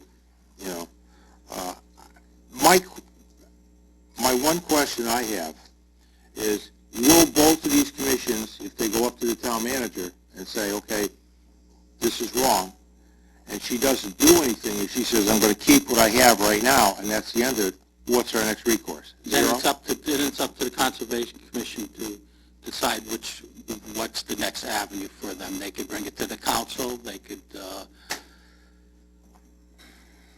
let her change the tape.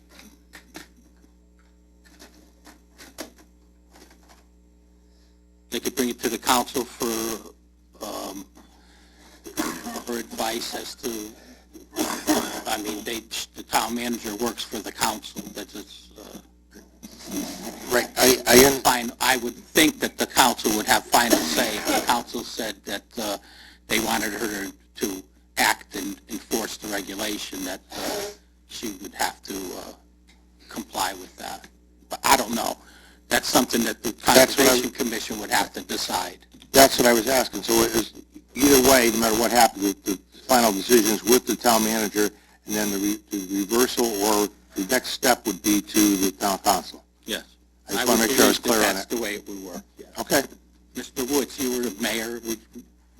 Yeah, I don't think it's our issue. I think it belongs right with the Conservation Committee, because we're not addressing the permit here. That's not the issue. The permit is valid. This issue is valid. Whether there's an interpretation here that it was issued wrong or not, or bad judgment, this is an environmental issue. The commission thinks that there's an issue with that tree being on, or that sign being on the tree, right?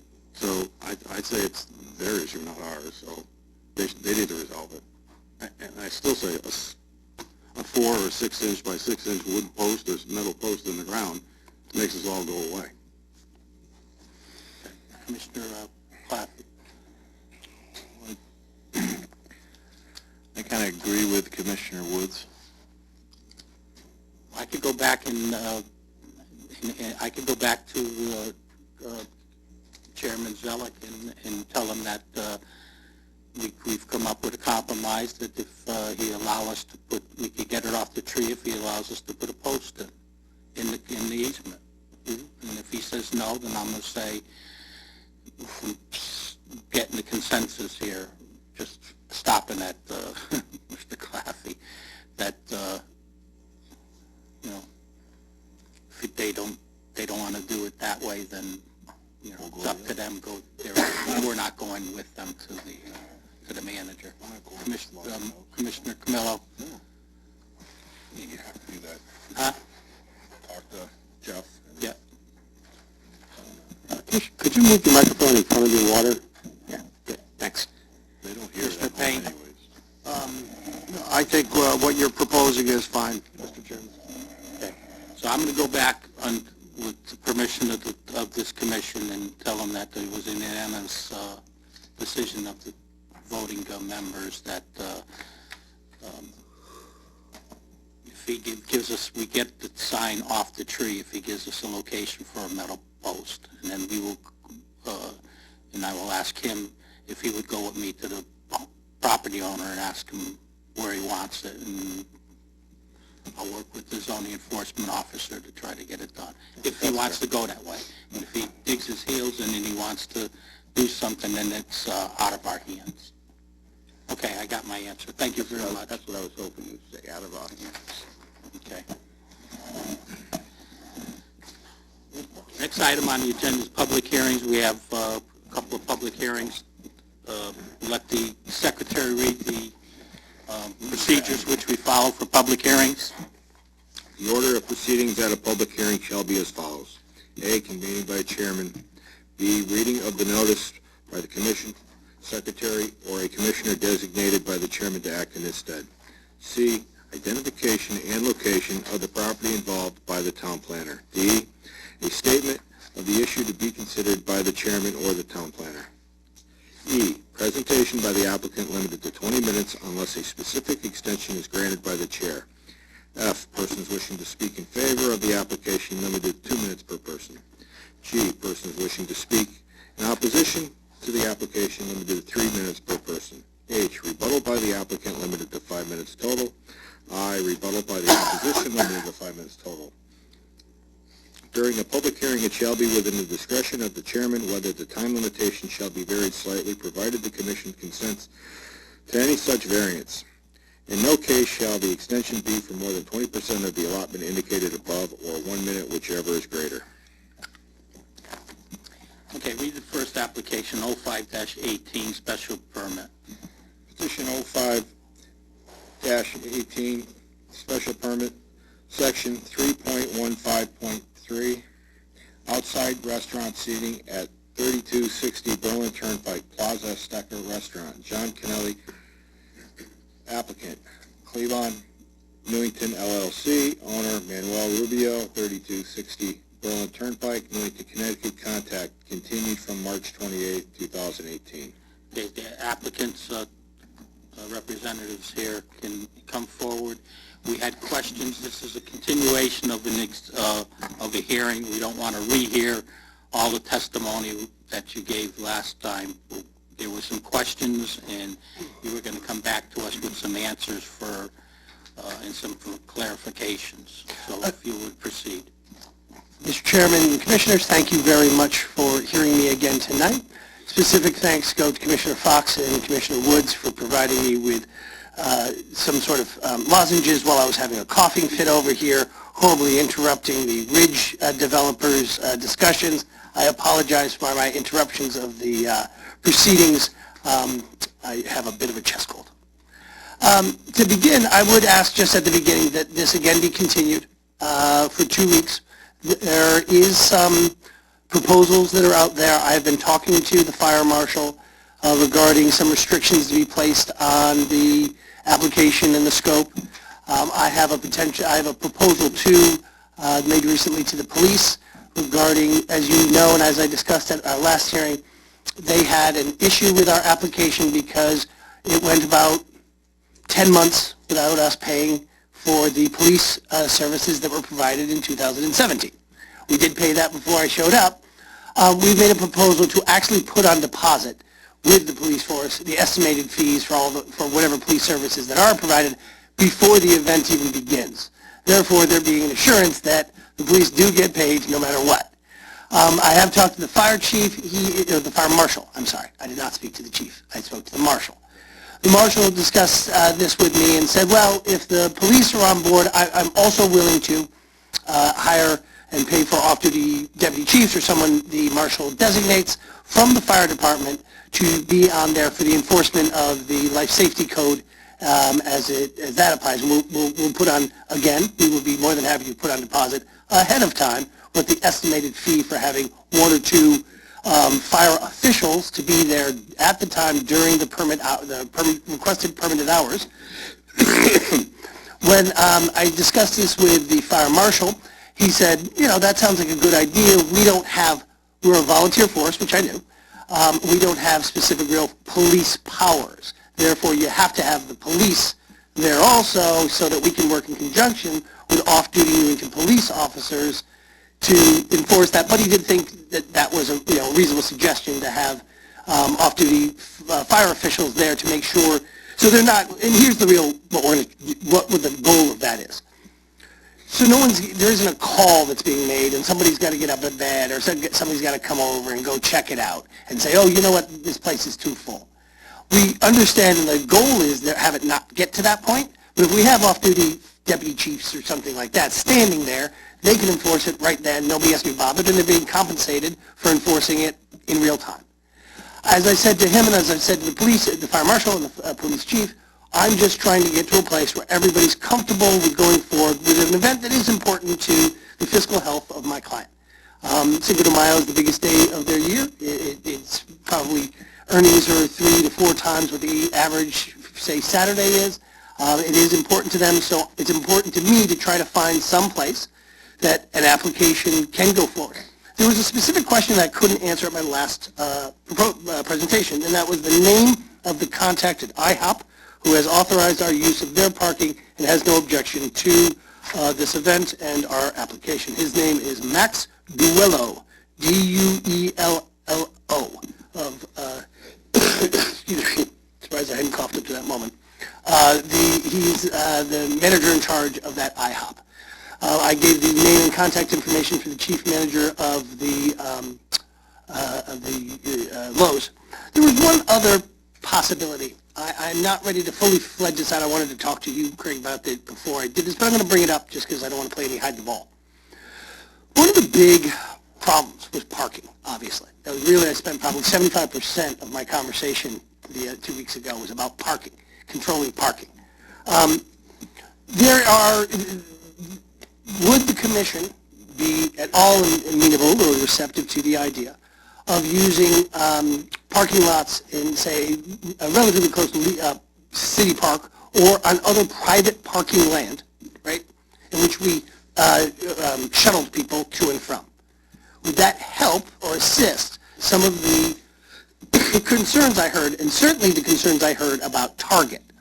One of the big concerns I heard last week was the idea of illegal parking going on across the street doing two things. One, taking up the parking of Target, who isn't getting any benefit of this, and maybe even worse, people trying to cross where there isn't a controlled crosswalk and getting over to our lot. I agreed to place an officer, a paid officer, in that lot and to try to corral anybody who tries to climb over the berm or head over and stop them and say, get in your car, we're going to tow it. But one of the things I thought about afterwards, I didn't think of 2 weeks ago, was creating a satellite parking area. You've had that last year. We allowed them to have satellite parking. Last year they used a DOT lot down the street, and they left it in such a condition that I don't think the DOT would ever allow them to use it again. Well, there's nothing new under the sun, and I didn't know that about the application 2 years, or a year ago or 2 years ago when it was. Obviously, if the DOT was amenable to it, and with something along the lines of me placing a security deposit with them, would that be something that would encourage the commission for its approval? Mr. Claffey. In regards to the parking, did you speak to the other tenants in that complex? Again, and I believe you, through you, Mr. Chairman, I believe you asked me this very question last time. My answer to you at the time was we can't control specifically there. We went to the landlord again, reminded the landlord of the event, the scope of the event, the application, and asked them to put notice to anybody who they rent to any other lessees, and for them to contact us and or Cleveland, and Cleveland to pass it on to us, any concerns they had. We did that immediately after the last Wednesday, so it was done by, say, last Friday, reaching out to Cleveland themselves. I haven't heard anything since then. Nobody seems to have a complaint. Put it this way. Complaints and comments were solicited. Complaints and comments have not been received. Commissioner remarks, Commissioner comments, Commissioner Sobieski. Yes. I can't remember. What's the total number of tickets you're going to sell? That kind of bases off of what we get for capacity. The capacity is not going to be anywhere near last year. I've already negotiated with the fire marshal that we would not be looking for the one-day capacity where we remove the tables and things like that and get a much higher capacity. I've already waived that request with him, which I actually quite honestly think he likes me waiving. So the capacity would be the building capacity that is granted every day as a restaurant slash bar where it is today for the interior. For the exterior, that's a capacity that we would determine really is based on where the fence line is. If the fence line is 10 feet off of the building line, it'll be the capacity of what it was last year. The reason why I was asking, I thought I heard here last year that they oversold the amount of tickets that they had for people. So in other words, they had double what they were going to have. And it was looking at, and not to be belabor the point, but looking at your plan down here, maybe I'm reading this wrong, but I see an exit and entrance over on one side.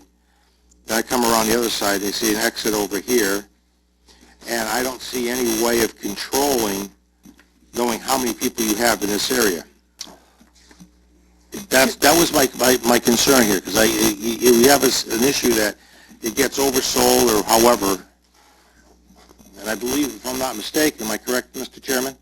I believe you are, Stanley, yes. It was oversold last year? Yes. All right. Commissioner, through you, Mr. Chairman, to you, Commissioner Sobieski, to be clear, there's only one entrance. What you see is a second exit. There's only one entrance. It says entrance exit over here. I'm looking at a map. I'm not sure which map you got. I'm using the map. The one I'm looking at right here. I'm sorry, my eyes are not at these.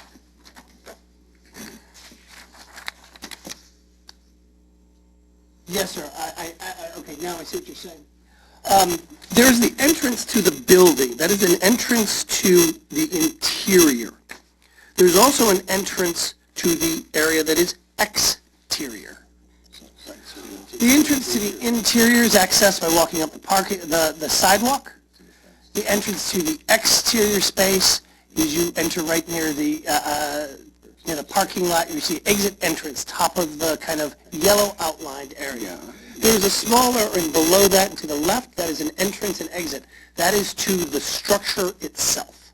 So those are two different things. Those get you to two different places. I was referring to, then you see down in the center bottom, exit. That is merely an exit. You can't enter through that area right there. You asked me a question about, really there were two things, tickets and capacity.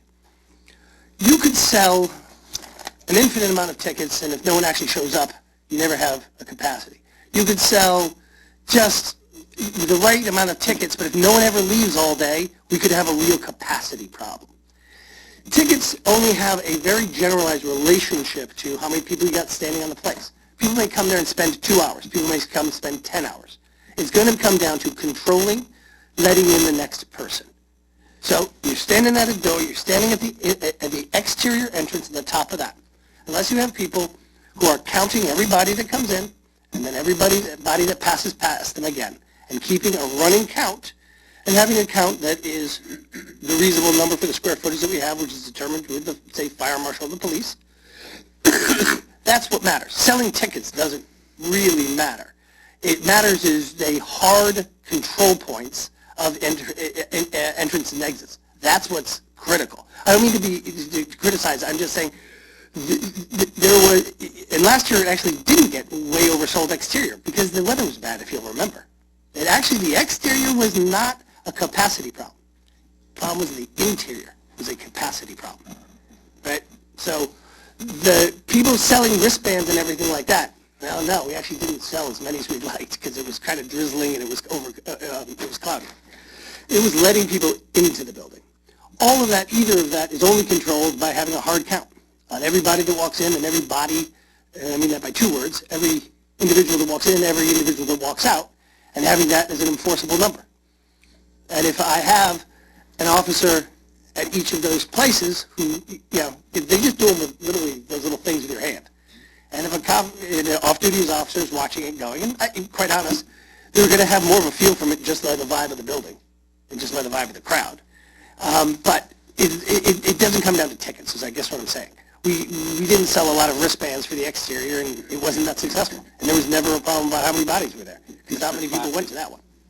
I have a couple questions. One is, well, I'm hearing from you, you're selling an exterior ticket and an interior ticket. Because I look at this and I see that if you go to the inside, you can't go to the outside. And if you're on the outside, you can't go to the inside. Correct. Okay, that you answered that. So, if you sold 1,000 tickets for a capacity of 500 with your thought process that 500 move in and 500 move out, some come for lunch, some come for dinner, what if all 1,000 showed up at the same time? Which and that's is what usually what happened in the first year that I remember this being a problem is there were more people out in the parking lots than there were actually in the building, and that's where the problems arose. So that's where the concern here, I think I could have a consensus here that I speak proper, that's the bigger concern, and that's why there's such an issue of how many tickets you're selling, because if you have a capacity of 12,000 people and you sell 20,000 tickets, you know, capacity is not based on, well, this person's going to stay for an hour, then they're going to leave. If your capacity is 500, that's for the whole day, 500. You just can't say, okay, the other 400 people wait till these guys leave. They may never leave. Now you have 400 people sitting in the parking lot. Through you, Mr. Chairman, to you, Commissioner Claffey, that's actually a great point. But I want you to understand from under the Life Safety Code and NFPA and all the others, the part that I'm focusing on is first, safety inside a structure, because that's just, you got to worry about inside the structure more. Second is safety on the exterior of the building, which is going to have metal fencing. We're not doing the snow fencing anymore. I'd gotten some complaints about that people could push it down and step over it. So we've got more permanent fencing.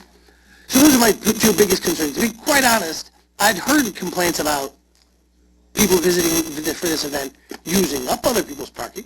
I've heard about trash being left in parking lots. To be quite honest, the loitering in parking, I've spoken to the chief of police a couple of times, I've spoken to the fire marshal, I hadn't heard that being a complaint. If that was the biggest concern this commission had, I could make commitments, and I know it isn't, Commissioner Claffey, but because if it was, I could easily hire enough manpower for that not to be a problem, and this to be more of a moot issue. I'm just saying that I hadn't heard that be the primary concern of other officials to this moment. Well, that was resolved by the Rose prior to last year. That was the biggest concern. If you brought the then manager back, that was his concern, that everyone loitered in his parking lot because they couldn't get in the building. So that's where that statement's coming from, where, yes, I think it was resolved last year because he came and sat before us and spoke on behalf of allowing his parking to be used. And you can look between the lines there and say that's a good loitering point, because if you can't get in, you're going to go back to your car, or you're just going to hang out. I just don't, and I guess maybe the chief of police or the life safety enforcement agent, a.k.a. fire marshal, thank you, of how you determine in the main building here, how you keep somebody out of a building and in a building. I don't know how you can tell a person you cannot leave this structure to go outside. Well, I don't know how. I guess that's new to me of understanding. And if I missed it last meeting, I apologize, but I did not know that you're segregating the exterior ticket with an interior ticket. Because that's basically what you're saying is if you get an interior ticket, it's for X amount based on the already set amount, and then you have an extra. So you're selling two types of tickets to the event. yes. Okay. So what would happen if you were in the inside and you're having this wonderful time and it's a nice day or the sun comes out and you thought, it'd be fun to go hang out outside and get a margarita out there. You have to exit the structure, walk back around, walk down that fence line, go back in, and if there is any space, if the body count is low enough and there's space for you, then you get a wristband put on and then you enter that space. You can't, controlling it, having a plan to control capacity in that manner, we believe, addresses a lot of the complaints I've heard about the year before. But if you say you then go out, you left your bar stool, you go try to go, I'm going to go get my bar stool again, and somebody else is taking your space, I'm afraid you can't be let back in, other than to possibly go get your jacket and keys and go home. So who in the restaurant establishment is going to control the 6 exits from the structure? There's only one, and we can talk about main entrances again. Well, that's where I'm The going. other ones are fire exits. Those are push bar fire doors. All with alarms and... Yeah, I mean, Okay, I can certainly tell you that one to the, what would be the right-hand side almost. That's a push bar fire door. Commissioner Payne. Yeah, Mr. Chairman, I have a problem with the applicant that decides to advertise for this event in advance of approval. I have a big problem with that. But put that aside, I'm a little confused. He's coming in for 3.15.3 outside restaurant seating. He already has approval for an outside seating area outside. And when I review the regulations under 3.15.3, it states restaurants for consumption of food prepared and served within the building at tables or counters and at outside seating areas when approved by the commission. So there's nothing in this 3.15.3 that talks about events. So I think we're under the wrong regulation. Mr. Payne, under the next application, 3.2.7, charitable events, why don't you look at that section of the regulation?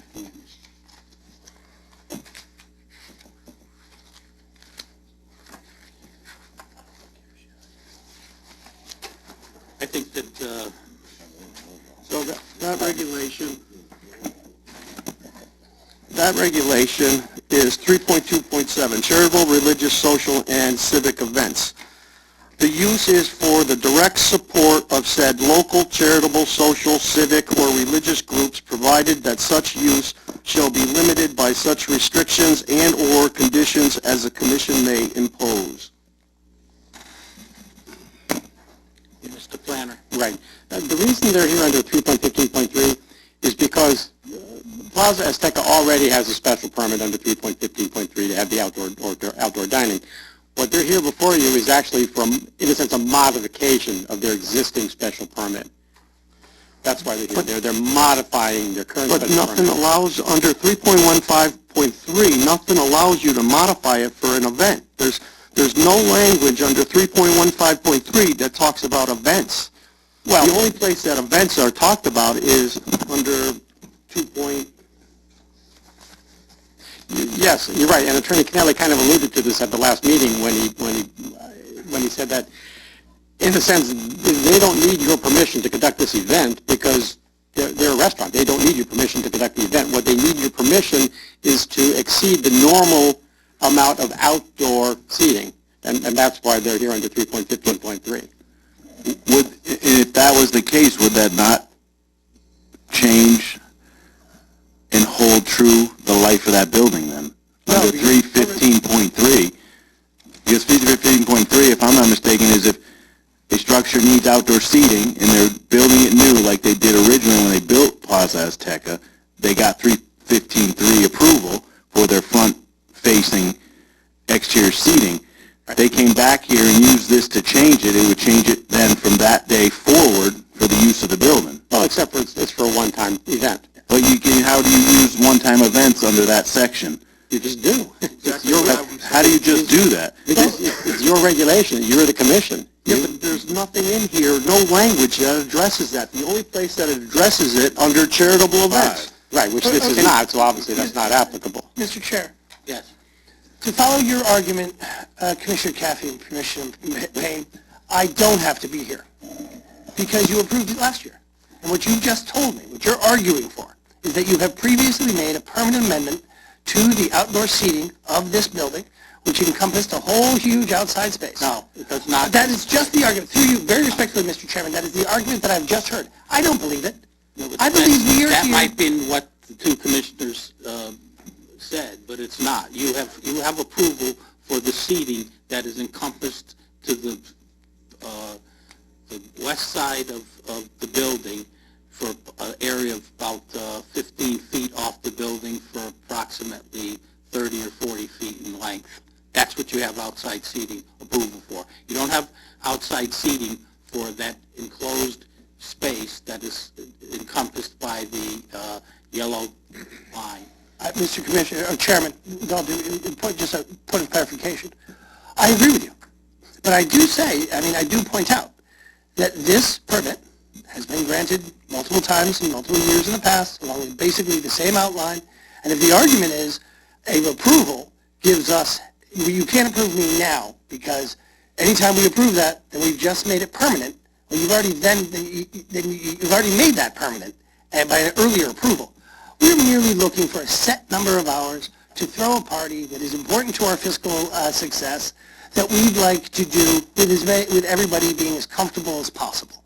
This isn't, I understand that it wasn't always done to your satisfaction, and I'm here to make sure it is done to your satisfaction. But the idea that you can't give it, that you're precluded under this regulation, you've already approved it under this regulation in years past. Well, yeah, obviously a mistake was made because this regulation doesn't cover events, in my opinion. The only place that covers events is under charitable, religious, social, civic events. So in other words, if you were going to have an event and you were also going to make a donation to the human services or something in town, that would fall under 3.2.7. Nowhere else in our regulations do we have anywhere that addresses events. I don't recall looking at this so closely at the last time that it was approved, and it was approved on the condition that it was a one-time event. Commissioner, through you, Mr. Chairman, I must take exception to saying that it was approved always in the past as a one-time event, in that multi-year approvals were granted by this commission previously. So let's think about what we're doing here. Yeah, we're just trying to throw a party. We gave you permission to run it for a couple of years, and they fell on their face after the first time, and we had to modify that. Am I correct, Mr. Right, and if you look at the application, it says that it is for outside restaurant seating. You're not approving an event, you're approving outdoor restaurant seating. That happens to be for an event, but that's not what you're approving. They're not going to put chairs out there on the grass. They're all standing up. This is, you put this under that 3.15.3 because you couldn't find anywhere else to put it. And I wish I had looked at it closer at our last time that they came in, because in my opinion, you're under the wrong regulation. Well, actually, can I just say a second? It's not seating, it's restaurants for consumption of food prepared and served within the building at tables or counters or at outside seating areas when approved by the commission. So it's the outside seating area that you're being asked to approve. Commissioner Fox? Okay, for one thing, Counselor, as you said, we have approved this Cinco de Mayo celebration in the past, and as the chairman noted, we were doing it for 2 years at a time until we realized that things weren't going right. In other words, he said, chairman said, "Fall on your face." I say, "You blew it," or they blew it. Okay. Whether this whether 3.15.3 or 3.2.7 is the regulation you have to go by for this. The one thing in common here is that year after year, your clients have exceeded whatever modifications, whatever capacity regulation the fire marshal has put out. And you have said that you're going to have either a police officer with a counter, or an official of the fire department to control. But I really don't know if you're really trying to control when I don't want to abridge any of your First Amendment rights, but you've got an ad on Facebook, and that can, the only thing that can do is to add to your rolls, add to the number of people that are going to try to get in. And when they try to get in and can't, some of them are going to be already, I use the term drunk, I'll just say inebriated, sounds better, by the time they get there. If you don't think that's going to create a problem, I think you're wrong. Through you, Mr. Chairman, to respond to the good Commissioner Fox, who gave me that tasty candy, there's going to be an event here. There will be specials. It's Cinco de Mayo. This is a Mexican restaurant. There will be, there's advertising because I represent a restaurant chain that owns the Half Door in Hartford. It's an Irish pub. It has 0 parking. Probably has, it earns more money in a day than it does in a month there. And some places have, that's their special day. And we're going to advertise it one way or the other. Would we like to do it with having more capacity? Yes. Would we like to expand on and to capitalize on and sell more tickets and sell more margaritas? Yes, we would. That's what businesses do. We're not here to say that you can't run this restaurant as you run it every day and fill it to capacity. What we're here looking at is the ability of you to be able to control the crowd on the outside of the building, and you haven't been able to demonstrate that over the last 4 or 5 years. And we had, what turned this commission off, to be perfectly honest, was that last year when the gentleman came in from the security company, he promised us the world. He made it sound like he was Wyatt Earp. He was going to take care of all of this stuff, and he fell so flat on his face that the fire marshal and the chief of police said, we'll never allow him to do it again. And that's the situation we find ourselves in. You say you need another 2 weeks to clarify the differences with the fire department and the police department. Well, you have to come back in 2 weeks and continue this then. Thank you, Mr. Chairman. Of course, if anybody has any further questions, but from your tone, I think I was being dismissed. May I add one more thing, and like I said, I would hate to abridge any of your First Amendment rights, but you're advertising something that you cannot as yet produce. So maybe you should pull that ad for a while until you know what's going to happen. Through you, Mr. Chairman, to you, Commissioner Fox, I believe the advertising are that we're having specials on food, specials on drinks during certain hours. That's going to occur if there's an outside area, if there's no outside area. The advertising isn't particular to the granting of this permit. The advertising is for a party that's going to happen. And if we would be very with or without silly, the outside, you're allowed to continue your operation and do whatever you have to do as a restaurant and run your operation any way you see fit within the confines of the building. Absolutely.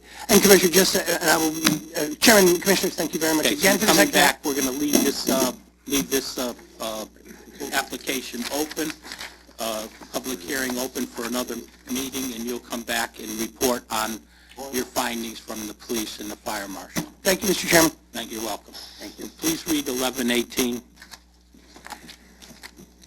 Petition 11-18, special permit, section 3.2.7, charitable event at 2550 Berlin Turnpike. Hernandez Realty LLC, owner Melanie Gooden, 66 Highview Avenue, Weathersfield, Connecticut. Applicant, contact. The applicant here? please come forward, state your name and address for the record, and give us an overview of what you're trying to do. We realize that you did this event last year. Yes. We'll ask the staff for some input as to how it came out last year, but this should not be a lengthy presentation. Go ahead. I hope not. Melanie Gooden, 66 Highview Ave, Weathersfield, Connecticut. We're looking to do our second annual fundraiser, Turnpike Motors, and that's about it. We need to have we're applying for a liquor permit, and with that, I request the zoning board sign for our liquor permit. Right. There were no problems that I'm aware of from last year. Okay, there was some question from the zoning enforcement officer about the location of the fence and signage that I believe that he worked out with the applicant last year. I don't think we had any signs. Okay, so that worked out pretty good then. The other thing was the location of the fence, or the trying to keep people off the turnpike. I think that was a concern of the zoning enforcement officer. Apparently, you complied with that because he didn't give me any information that you had a problem this year. Nope, it was a very contained, nice fundraiser to come back. Without any complaints and without any problems from that the planner can see, and I'd say we're all set. We'll open it up for public comment. Okay? You can sit down. Okay. Anyone wishing to speak in favor of this application, please come forward, state your name and address for the record. Seeing none, anyone wishing to speak in opposition? What is the pleasure of the commission? I would suggest that we approve it tonight so that she could get her liquor permit. Mr. Sobieski. Make a motion that we close and move to old business. Second. Motion made and second. Any comments? All in favor? Aye. Okay, we'll put that on old business and we'll act on it tonight for approval. Yes, you can. You could leave it with the town planner. Could you please read petition 0318? Petition 03-18, zoning tax amendment, section 3.9, 3.12, 3.14, 3.16, 3.18, 3.20, 3.21, 5.3, 6.1, 7.4, and 7.6. Town Planning and Zoning Commission applicant. Mr. Planner, will you give us an overview of working on over it several times? Just a quick overview of the different sections, and I believe we're going to leave this open for at least another hearing so that the commissioners have time to digest what you said. Sure. Okay. This is, I'll call it a hodgepodge of amendments, text amendments of dealing with a variety of issues that aren't necessarily related to each other that have been hanging around for a number of years that I'm suggesting we fix. The first one deals with convenience store gas stations. The current zoning regulations appear to prohibit convenience store gas stations in the I zone, in the industrial zone. Motor vehicle service uses, gas stations, are allowed in the I zone, in the BBT zone, and in the PD zone, and retail is allowed in the BBT zone and the PD zone, but retail is not allowed in the I zone. This amendment would eliminate that problem, and the amendment is to add this sentence: retail sales in association with an approved motor vehicle service use are allowed in the I zone. Okay, we're going to take each one and we're going to ask if there's any questions on this specific section. Is there any questions on this? Commissioner Payne, you have a question? Yeah, one question. So this is only related to the auto, you're saying? As opposed to Any other retail in an I zone? correct, only in association with an approved motor vehicle service use. Thank you very much. Okay, go on to the next one, if there's no other comments on that one. Go ahead. Okay. The next one, frankly, is just to create the requirement that an applicant, once they're approved, once construction begins, to submit weekly reports on the erosion and sediment control to the staff, and this is to comply with our federal stormwater permit. Mr. Woods, you're in that business where you put up erosion control. Do you believe that as an applicant or a business owner that you would like to police yourself in that regard? Maybe you would, but I feel that probably the staff should be making those type of inspections on a regular basis, not relying on the, someone that's actually putting up the bale haze to make sure that it's done and it's maintained. Again, the work that we do typically, it is done on a weekly basis, and then it is also done after any weather event. There is an inspection, so if you have a heavy rainstorm, heavy snowstorm, something could possibly breach the protection that's up. Okay, do you make a report now at this time to the, is this something that's you're doing now? No, we're not. We have to start doing it now because of our new federal permit. The town is required to require this of the So this is developers. a requirement of the federal government? Yes. That is putting upon us as a mandate? Right, and we trickle it down to the developer. That makes it different. I thought it was just another layer of stuff that would... It's something that's been done now for the last, I think, 3-5 years in the commercial So market. you've been providing those kind of reports anyway? We don't typically because we're a sub. No, but I'm saying Yes. somebody Yes, does. they're done. On any large job, if there's a permit involved, it's done. Okay, that answers the question. Right. Okay, the next section is to tweak our parking regulations to try to make them more realistic.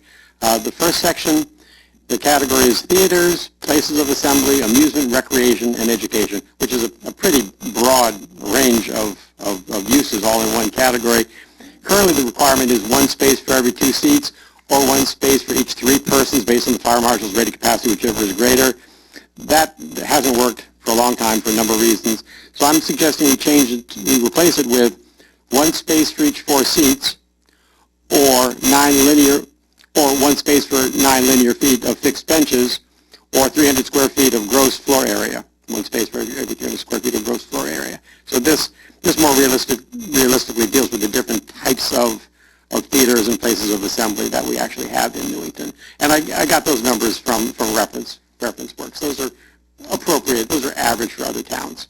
Commissioner Claffey. Does that include public place of assembly for public structures? Or is that I just don't know. private? I don't understand what you mean. Schools? Oh, schools? Yes. Education? Yes. Yes. So if a private Education is school, both private and public. You may want to make that. well, are you sure that a I'm more public of looking school at what is you're different from a classifying private places school? of assembly. Well, I don't think, I mean, there's not, how many private schools do we have in town, education classification? well, I don't know, but if someone did want to open up a private school, the amount of parking for a private school probably would be comparable to what's needed for a public school. You have a certain number of teachers, you have a certain number of students, you have parents coming and going. So I think the same amount of parking would be appropriate whether it's a private school or a public school. So right now, the regulation is one space for every 3 seats or every 2 seats? For every 2 seats or one space for each 3 persons, based on the fire marshal. Well, you're actually cutting the requirement in half. Right. Well, yes, for one thing, because we've gotten feedback from developers over the years that we require more parking than they really need. And in my experience, the industry knows how much parking they need better than the bureaucrats. And the industry knows how much they need. And if we require a certain amount, if they know they need more, they're going to put in more because they know what they really need. In fact, I think actually towns are even getting away from parking requirements because very often they're wrong. And again, the industry often knows better how much parking they really need. They need guidance. We can't let the... Agreed. Can't leave it completely Can't open. leave it to the applicant to tell us how many parking places they're going to put in, because you get the situation where some of them don't have this size lot to fit the building in the parking, and they just squeeze the building in without the parking. Just like the attorney just said, he represents a restaurant that doesn't have any parking. I don't know where they park, but obviously they park somewhere, and those regulations, a lot of those regulations that preclude parking are done in the cities. Right. Not in the suburbs. Sure. Commissioner Claffey. I just answered my question. I have something on the next one. Commissioner Payne. I have some concern with part of this. I think I need to look at it a little longer, but like under bowling alleys, he's got 2 spaces per alley plus 1 space for each 2 employees. I think that's really low. That actually came to the number of spaces at the bowling alley in Newington. It's impossible. They have so many parking spaces in the back and around the back. How many alleys do they have? 40 alleys. So That's 2 80. spaces per alley, that's 80 parking spaces plus employees, Hang on. plus 1 space for each 2 employees, yeah. They park that much in the front. You're absolutely correct, Commissioner.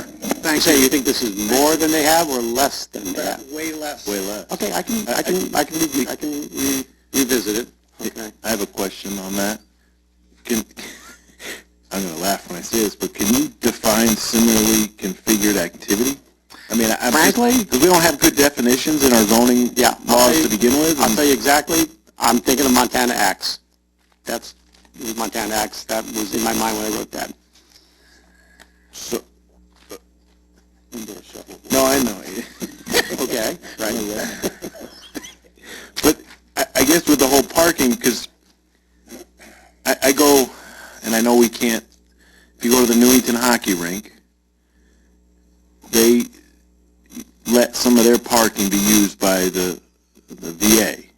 They have a sign that says, extra VA, go to this. And I know we don't control what the federal side of things go, but I could see where as activity, say on Fenn Road starts to, there seems to be a lot of activity from developers on Fenn Road finally. And, you know, what other activities would fall under that? Because then you get into recreation above. You talk about recreation. One could say bowling alley or similarly configured activity is a recreational facility.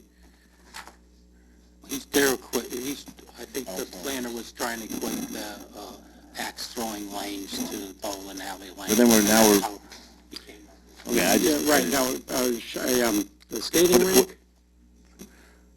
Well, the skating rink would, place of assembly. because there's days when I go to the skating rink in Newington, and you got 2 rinks there, and you get an out-of-town tournament coming in, you will not find parking all day long. That goes from 7 a.m. is the earliest opening until 9 at night. If you have a couple tournaments in, there's no parking there. So I'm just kind of allocating of, you talked about, well, the developer knows better than what we know, but here we are, ones that use the facilities, and you can drive by on a Tuesday to bowling alley, that parking lot is full. Tuesday mid-afternoon. I don't know what's going on there. Senior leagues. There's no parking. I mean, I've seen it full to the back, and same with the hockey rink, and same with any other, you know, you get someone who wants to put in a batting cage like they have down in Cromwell there, indoor batting cage and workout facility, which is a pretty popular thing right now. There's no parking there. Right, So and that's the challenge for the commission. Do you require more parking, because frequently there's not enough, but if you require more parking, then that will result in less building. Understand. 365 days of the year, which results in, you know, less grand lists and so forth. So it's a balancing act. It's a balancing act, and I personally would prefer to defer on the side of not allowing enough parking, because that problem is going to fix itself. Customers just won't go there. But if you have a rule that results in less building, that impacts all the other taxpayers in Newington. I understand. I mean, if you have to err one side or the other, I'd rather err on the side of having less parking than having less building. Okay, why don't you think about it? We're not closing this anyway, so think about what you want to do with that. Go Okay. to the next one. Okay, and the next one, self-storage. We currently don't have a regulation, a parking requirement for self-storage, so I took this one from my collection of parking regulations. That's pretty good, 1 per 20. Yeah, that seemed to be in the middle of the range. There's no cars in those places. Right. Employees. They don't usually have a lot of employees, the self-service ones. Mine is, like, the place I use is one person. Yeah, maybe, yeah. Okay, and, the next section is the section that tells people what information needs to be on a site plan that they submit for your approval. I'm just taking up that first line, which required the signature of the chairman prior to filing, because that's redundant. I mean, that's the context. Of course, that's why they're submitting this plan. Paragraph C. What it currently says doesn't make any sense, and I've asked surveyors to translate for this to me, or translate this for me, and they haven't been able to tell me what it means. But what it should say is what I'm proposing to replace it with, which is that upon substantial completion of the project, the applicant shall submit an as-built improved location survey, which is a term of art, showing the horizontal and vertical location of all improvements indicated on the approved site plan. Where subsurface drainage systems are involved, the survey shall be signed and sealed by a professional engineer licensed by the state of Connecticut. And this is so that after the town and the staff and the applicant go through a lot of plan review to make sure that what actually gets built is in accordance with the plan that was approved by everybody. And there's a record of it. Yeah. Those are as-built drawings. Right. Go ahead to the next one. I've got a question. I had a question, Go ahead. but the engineer stamp is still required on both of those, not just when there's a subsurface drainage system, Correct. It would be, correct. But where it's... Well, no, I take that back. I can't say that an as-built needs an engineer survey if it's just a normal as-built, but if it also shows drainage systems, we're saying that we want it to be signed and sealed by an So engineer. if there's no drainage system, it's just subsurface, if it's top surface drainage, it doesn't need an engineer to stamp it? I could just come in and say, here's my as-built, and I just put pavement down? Well, if you're a licensed surveyor, and as a surveyor, you're submitting the as-built showing the final grades, and it's all surface drainage, then yeah, that would be sufficient. So we're going to allow a surveyor to supersede an engineer? Why did you say, why is he submitting? He would only be submitting a I survey don't know many showing- surveyors that are doing topographical water calculations. Well, he's not. He's just giving you, in a sense, a picture of what was designed by his colleague, the engineer working for the developer before the plans got approved by TPZ. He's not designing it. He's just drawing a picture of it. Okay, Right. gotcha. Commissioner Sobieski. Gotcha. Yeah, the state plane, NAT 83 is what all plans are tied into. I would try to find a way to leave that in. So when you're doing all the plans, have somewhere in the longitude, latitude coordination in there. That requirement is actually elsewhere in the regulations. It was apparently repeated here, but in a way that ended up becoming kind of distorted. Oh, okay. I didn't realize there was another spot Yeah. in regulations because it doesn't. Yeah, this section 7.4 is kind of like in many cases, a conglomeration of all the different regulations that have to go on a site plan. This is guidance. The site plan will retain the NAD 83. Yes, because that's a requirement elsewhere. Okay, that's what I was concerned with. Thank you. Okay, 7.4.28, I'm adding the sentence which talks about how long this plan will be good for, which is 5 years, because by law, the endorsement block has to say when the plans expire. So we're just now putting in the regulations that the endorsement block has to, the approval block has to contain the expiration date. Keep going. Okay, amendments. Okay, this was an issue that came up a month or so ago when a text amendment was proposed which would create a new use in the residential zone, and there was a concern by some of the commissioners that folks who own a house in a residential zone might not know that an application has come in for a special permit to create a new use. And so what was done for this recent application was the Planning and Zoning Commission, at its own expense, took out an ad in the local newspaper to make sure that the general public knew about this pending application. So this regulation, if the commission wants to, would put the cost of such extra public notice on the applicant.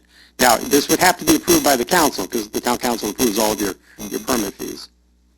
Commissioner Payne. Yeah, I think that I like the idea that the applicant's responsible for the cost, but if you don't make it part of the application fee, then it doesn't need any other approvals.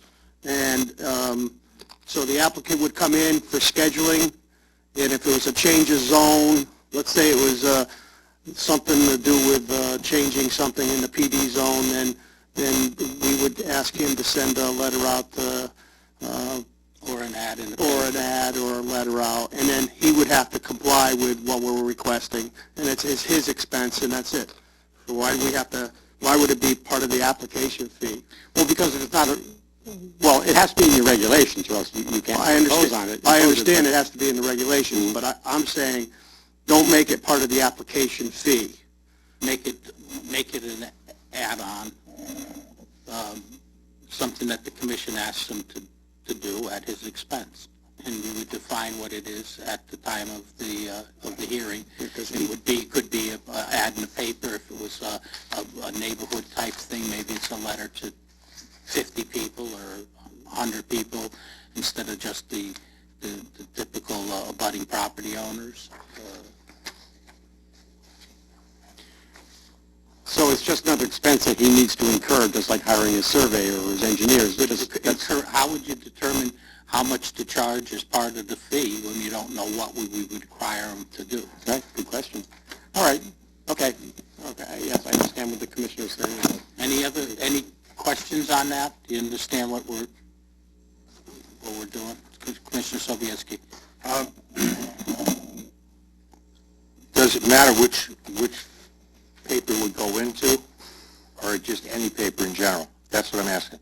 You can get something that's got low circulation, like, for instance, maybe New Britain Herald in Newington. Well, if we leave it the way that Commissioner Payne, we could make that determination at the time that we request him to put it in. We could tell him put it in the New Britain, or put it in the town crier, where everybody in the town of Newington gets it for free. Or the rare reminder, everybody in the town of Newington gets it for free. That's not always on time. Yeah. Make some notes here. Commissioner Fox? Not always on time, though. I just lost my train of thought. I'm sorry. Go. Okay. Any other questions on that? Okay, I'll change that. Go ahead. Okay, the next section is currently and we talked about this quite a bit. Our regulations currently say that anytime you apply for a zone change, you have to also at the same time apply for site plan approval, which assumes that the person who's applying for the zone change knows exactly what he wants to do with the land if the zone change is approved. And often, or I would even say usually that's the case, but not always. Sometimes someone who's trying to sell a piece of land knows that it's more valuable, frankly, in a different zone, and would like to come to the Planning and Zoning Commission for a zone change, and the Planning and Zoning Commission would not have any problem with it because it's a good idea. But the current rules require him to submit a full-blown site plan along with his zone change application. So I'm suggesting we change that to simply require him to submit a conceptual site plan with his zone change application to illustrate conceptually and not designed to the hundredth of a foot what a gas station would look like if the zone was changed to allow a gas station, or what an apartment building would look like if the zone were changed to allow apartment buildings, but not designed with the drainage design, the LID, the parking analysis, all of the stuff that costs a lot of money to hire professional staff to put together, all for a zone change, which might never, and even if the zone change is approved, there's no legal requirement. You can't require him to actually then build that plan, because that would then, in a sense, be a conditional zone change, and in Connecticut, you cannot approve a zone change on conditions. Commissioner Payne? No, I'm all set right now. I got to think about this. Yeah. Sure. Okay, and that's it. Okay. Any questions on this? We're going to leave this open for another hearing. We have time to digest it and come back, and we'll go over it again, and then we'll schedule it for action. Okay. This was a public hearing. Anyone wishing to speak in favor of this application, please come forward, state your name and address for the record. Anyone in opposition to these changes? Seeing none, then we'll move it forward. A continuation. That ends the public portion. The next portion of the agenda is minutes of the meeting of April 14th. Can I motion? Motion approved minutes. Motion made. Second. Motion made and second. Any corrections, additions? Yeah. Yes. Yep. On page 10, we've got a resident named Geraldine Naples. That should be Geraldine Nagel. Gerylyn Nagle. Yes, I have one more, and this, not to be picky, but anyway, at the March 14th meeting, when we were hearing the text amendment application from Attorney Robin Pearson, when everything was said and done, we had those for and those against, and if I remember correctly, you had, I forget what you had said, but you weren't going to give the applicant the chance to rebut. I'm sure it was a mistake. And, I just raised a point of order, and the fact that I raised a point of order isn't in here, that's all. Well, you could make that change. Yeah. Make that change and change the name. And with those changes, so we, all in favor? Aye. Opposed? Okay, thank you.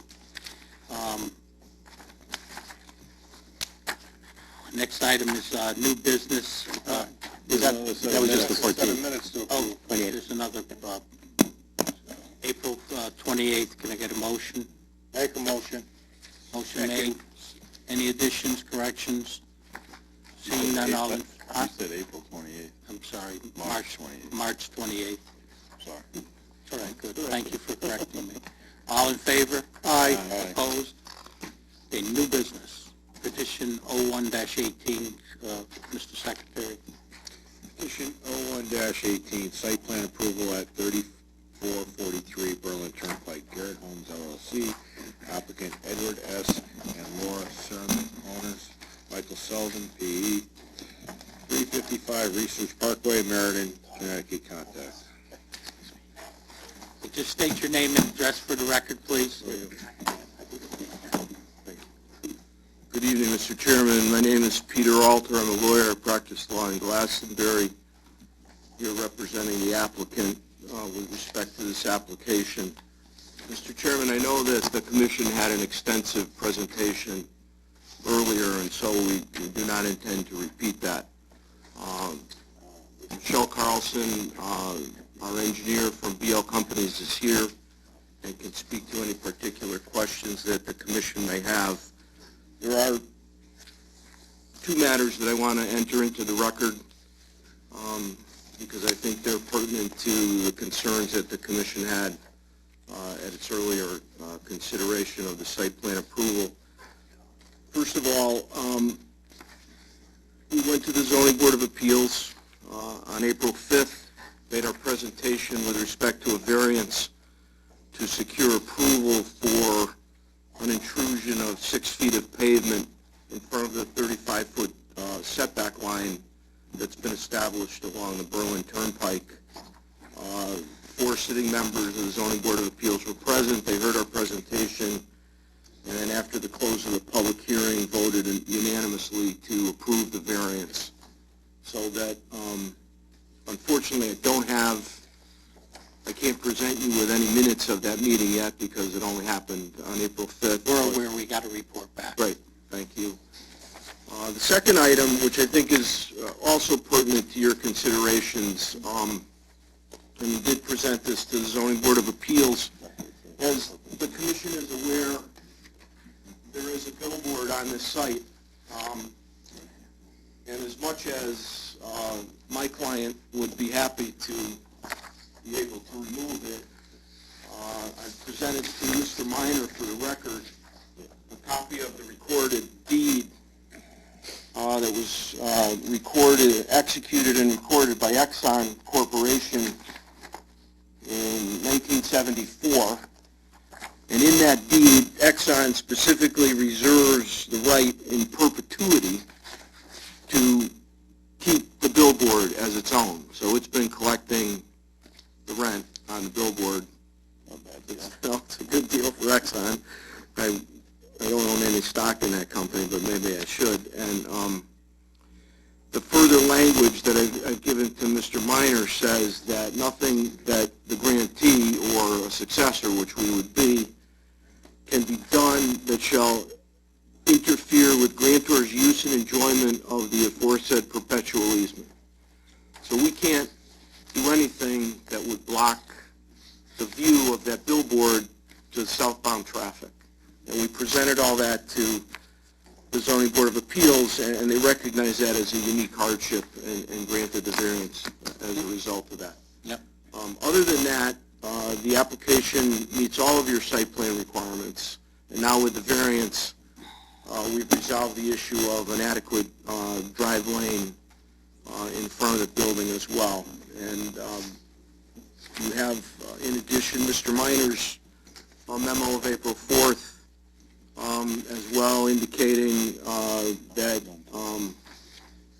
if the Zoning Board of Appeals granted the variance, which they now have, there are no other obstacles to the TP&Z approving a site plan with the condition that the plans be revised to address the town engineer's letter dated April 3rd. Ms. Carlson has reviewed that. We have no issues with the matters that the town engineer raised, and we can certainly accommodate his expectations for the plans.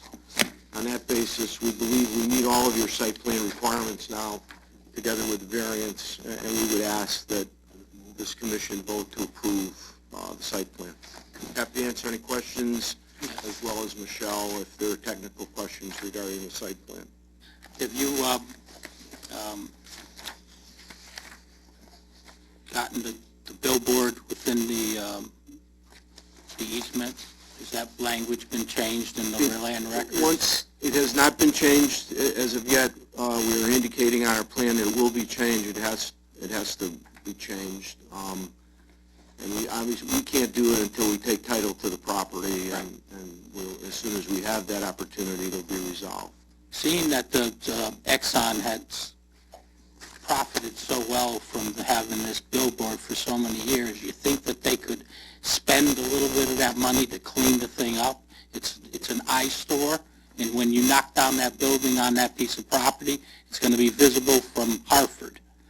They should scrape and paint the structure of that billboard so that when you put your building up, this is going to be in clear. Right now, you don't see it because it's blocked by the building, most of the structure. Do you have any push with these people to get them to get this into some kind of shape where it doesn't look like it's been there for 15,000 years? Mr. Chairman, I'll be happy to take the minutes of this meeting and share those with Exxon and also the billboard. I'm sure they have some lease arrangement with one of these billboard companies, Lamar or Right. CBS, and we will do the best we can, but I want to make a representation I can't live up to. It's their perpetual easement.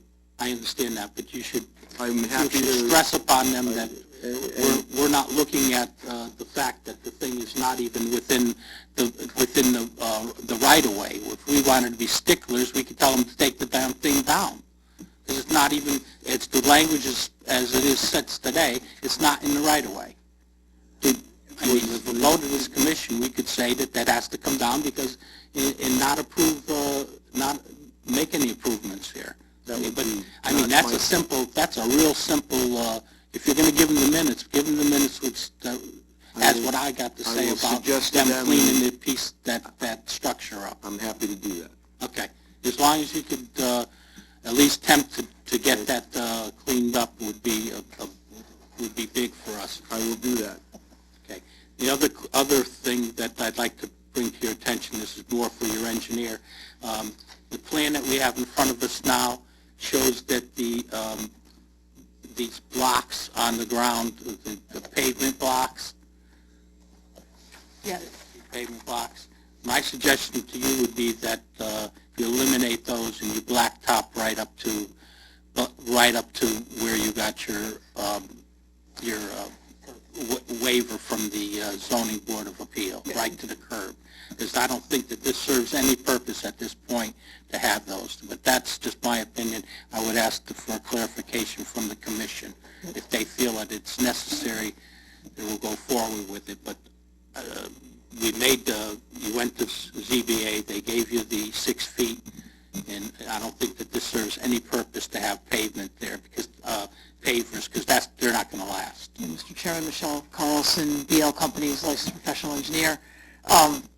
We agree with you. We just didn't want to be disingenuous that, we got the 6-foot variance, so now, we're going to just take out the pavers. I mean, we would be more than happy to do that. We think it would look better long-term in maintenance, and we did look into that. Our underground, our subsurface system and our rain gardens are sized appropriately to handle that as asphalt.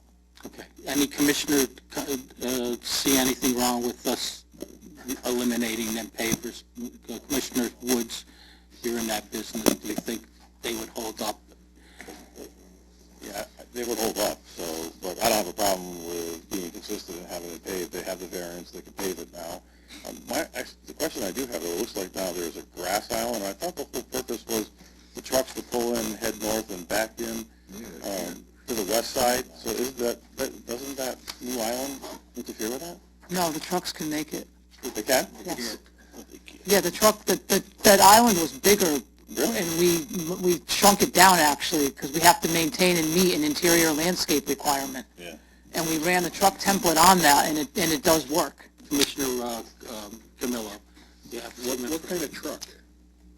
They're a big tractor trailer. 53-foot trailer? And the truck turning, when we submitted it, it works. We're not going to design something. You can see where it's striped around on the black and white plan. You can see where we've striped the perimeter of that island if you look on the plan. And that needs to be striped so that the truck doesn't run over the island. Originally, we had the island extending further out, but the truck was going to run over the island, so we modified it. Maybe just because you colored the green, it looks a little bit bigger now. Probably, but it works. I have Chairman, one question. Go ahead, Commissioner Claffey. I remember last time this came before it went to ZBA, it was talked about moving the size of the sidewalk to smaller.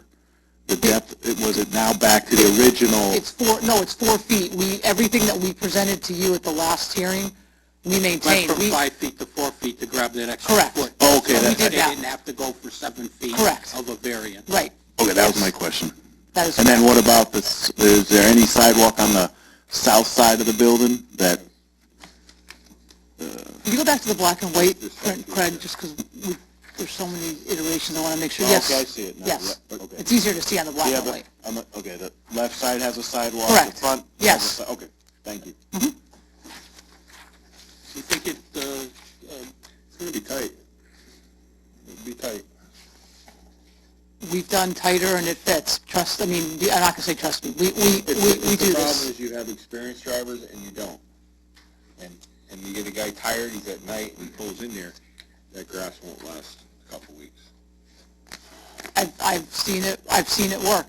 Okay? We've done this. Have it there? And I think the truck templates actually are conservative. You could make it as wide as you want, and they'll run it over. It's like when you're on a construction job, and you set the stakes, and they run over the stakes when they have 50 feet to the left to drive, and they still run over the stake. It's their design. She's saying it'll work. If it doesn't work, then we'll be monitoring it, and we'll see it. If it's all dug up, then we'll have to make some adjustments. They'll have to do something different. Like I said, it depends on the driver. There's a driver on a Hartford site that he makes it in slick as can be, and everyone said he couldn't do it. And then there's other sites where they've got, like I say, a wide berth, and they still run over or hit things. It just depends on the driver. It's in Weathersfield. On Weathersfield Ave on Weathersfield Avenue in Hartford. Yeah. Okay, you've answered the question. So you'll make the adjustments to the plan showing this is pavement instead of Yes, sir. pavers, and the attorney will do his best to get us to clean up the structure of the billboard. Yes, I will. Okay. Thank you. That's all we could ask for. Thanks. Thank you. Thank you very much for your time. You're welcome. Mr. Chairman, I'd like to move petition 0118 to old business for action tonight. Second. Second, all in favor? Aye. Opposed? Okay, we'll put that on as an additional item under old business.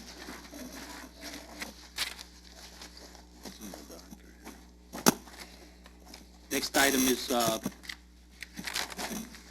site plan approval, site plan modification. You want to read that one, 1218? Petition 12-18, site plan modification at 49 Fen Road, a walk-in medical center, LLC. Owner applicant Bart N. Colby, P.E., P.O. Box 7316 Kensington, Connecticut, contact. In here, Representative.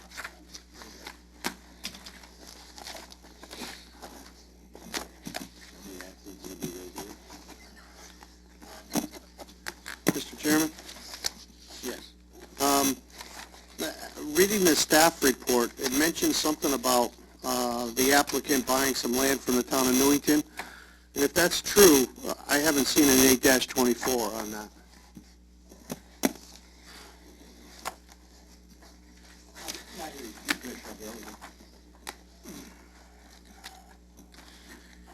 Yes, they're showing on the plan that you presented to us tonight. They're showing the note that's, I can find it, where they're asking for a conveyance from the town of Newington of 8,502 square feet. Town of Newington to be conveyed to subject parcel. Right. The town cannot convey it until they come to you for an 8-24. At the moment, it's just a proposal. I think the town has, I assume, and maybe Mr. Bove can speak to that, they've worked out an agreement with the manager as to how much they're going to pay for the land, and the manager has agreed in principle. But the land, the actual final decision to sell the land to Dr. Kelly cannot happen until you've made an 8-24. So it's not unlike most commercial developments. There's a contract to buy the land, conditional on approval of TPZ. Once TPZ approves it, then the land is actually bought and sold. So that will have to take place, but only after you approve it. Because if you deny the site plan, it would be kind of silly for Dr. Kelly to have actually bought the land if you end up denying the site plan. Well, usually the right way would be that they would send the 8-24 in advance. We would act on the 8-24 and then act on the site plan. Either way works. Your preference is what you just described, and that's fine. That's a way to do it, but it's not the only legal way to do it. Any commissioner comments on that? Do you understand I think Mr. Payne has concerns because how can I put this delicately? Well, I'll just tell it the way it is, that the town manager does not necessarily understand the requirements of an 8-24 because there's things that go on town property that require 8-24 review by this commission that never get to us. So that's, I think, his concern is that these things seem to just, I don't know, because if it's a lack of knowledge or micromanagement, I don't know what it is, but we don't see the 8-24 review coming to us on several things that happened in the past. I could name one that happened within the last couple of months. That was the demolition of the bus garage.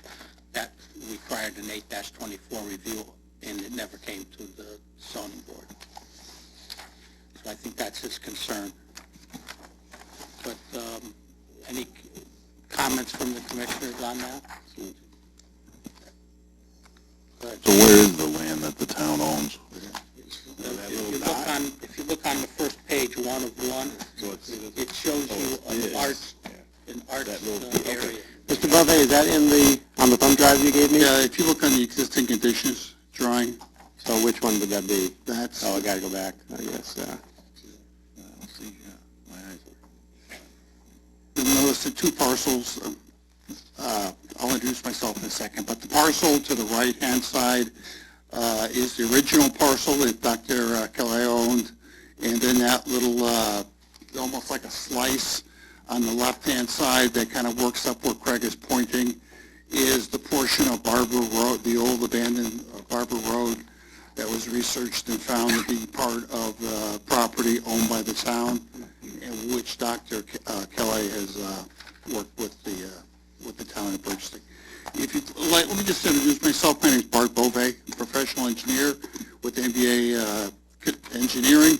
I do have Attorney Griffith here, the attorney for Dr. Kelly. He unfortunately cannot be here tonight, but Attorney Griffith can handle any of the questions regarding if you want to get back into the top topic of the purchase. Essentially, what we have now is a purchase agreement. We're doing our due diligence on this property. We're proposing an addition. Dr. Calais owned the property to the north of this. Here you can see the site located on Fenn Road. North is straight up. This is in an undeveloped section of Fenn Road. 49 is the address. To the north, the boulevard is El Grasso Boulevard. Across the street is the mobile gas station. The area to the rear, to the left and to the right is all owned by the state of Connecticut. As part of the Route 9 work, I believe it was dedicated as open space when they left the remainder of the property from the road. As I mentioned, this is the old Barber Road, runs by this site. You can see the cul-de-sac there on the left-hand side where the original monument is. That road extended across to our side of the property. The portion that we are looking to acquire from the town is basically the north side of that intersection. During abandonment, the properties are split north and south. The state owned the piece to the south. The Newington acquired the piece to the north. So you can see we've got nothing around the site other than trees and woods, and across the street we've got commercial property. We're just to the north of the busway station. The shopping center is across the street. No residences within 1,000 feet or more of the piece of property. You want to show the existing additions, Craig, again? All right, so there you can see the site again, as I mentioned. It's a very odd-shaped property. Then this plan north is to the right. You can see the piece of property. This property slopes basically from west to east towards Fenn Road. We've had soil testing out there before. It showed a very sandy, very permeable soil. Fenn Road is located to the south. That portion of Fenn Road is a state highway. It's a state highway from El Grasso Boulevard, where the exits are off of Route 9, all the way to the south to the intersection down in that area. Again, the area that you see cleared, which is kind of that darker line around the back, is the limit of clearing. The site does not extend as far back as that clearing line, where the brush is actually within that area. And again, the area to the south of the site that we're acquiring by the town, which is approximately 8,500 square feet, is the abandoned Barber Road. So there's a lot of old utilities and stuff, very compact, densely packed. The original piece of property is 15,000 square feet, and we're hoping to combine those two pieces. You can show sheet one now, Craig, please. Is this the original, the original applicant is the same applicant? Yes, he is. It's the same document? You're right. Just to clarify for the record. Yeah, the site that you're looking at shows the combined building. What we're doing is proposing a 3,000 square foot building. Essentially, the northern, I would say 60 to 65% of the site was already approved by this commission when it came as a single site development with a parking lot to the north and a 1,800 square foot footprint building shown in this location. We're calling that Phase 1. Phase 2 would be essentially using the piece that we acquired by the town. It's 1,800 square feet.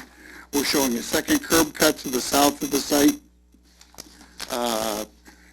and combine those two sites would satisfy the parking requirements. You'll notice that there is a little bit of wetlands as indicated on the far south of the plan or to the left of the plan. The shaded area that you see in there is the area that was within the 100-foot upland review area. That plan was approved by the Wetlands Commission back, I believe, in December. They approved that plan. There's only minor parking areas that were proposed in the area, and since that was all the roadway and everything pitched away from the wetlands, so we really didn't have any drainage going into our south part of the site.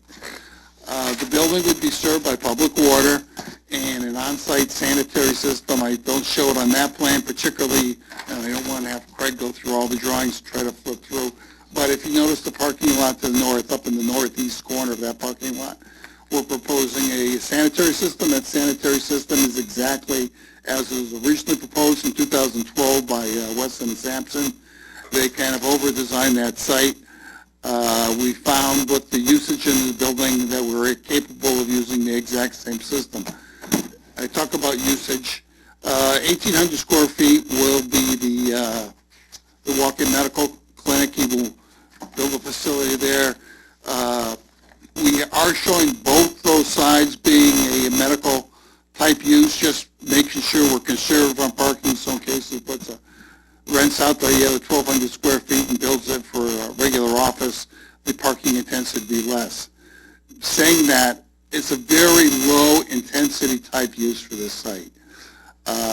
We don't anticipate more than 4 or 5 cars per peak hour on any one of those 2 curb cuts. You'll notice that those 2 curb cuts are directional, which means we can only access it by the southbound lane on Fenn Road, where there's a right-hand turn in and a left-hand turn out.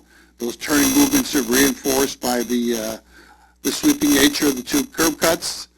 We feel we don't have any problem getting a permit from the state DOT. Again, it's not a very high-intensity use.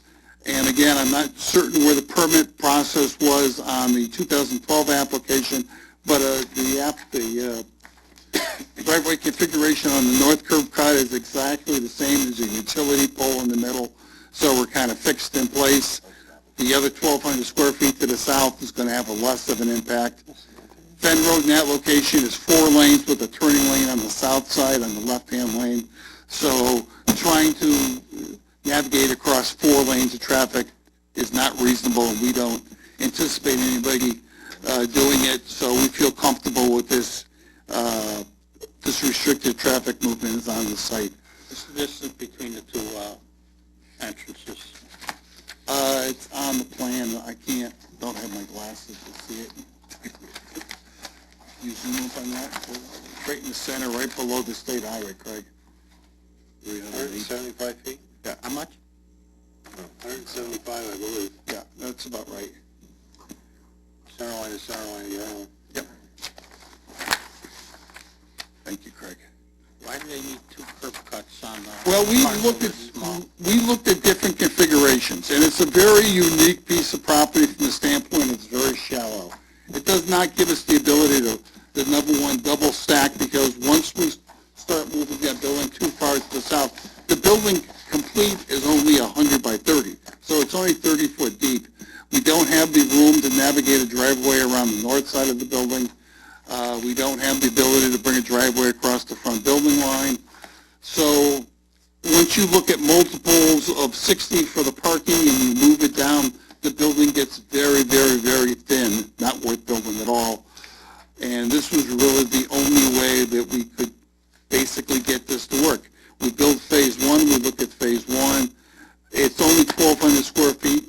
Dr. Calais wants the ability to be able to at least know he can do something over on that site, so that's why we're showing it that way. I should note that we did receive Craig's comments, and these plans do reflect some of Craig's comments. I haven't resubmitted them because I've been waiting for the town engineer's comments, and I guess he's very involved with the fuel tank issue, and he's told us that he may not be able to get to his comments until probably early May to get his comments. So the plans that you see and Craig got up on the screen at least reflect his comments. We've tried to address all those comments. He did have one comment about the lack of a dumpster on the site. Again, this is very low intensity, and we don't anticipate needing a dumpster for these types of units. We're looking at just putting garbage cans along the back of the building, probably one for each business, and bringing them out. We have addressed the LID component of your regulations by basically 2 functions.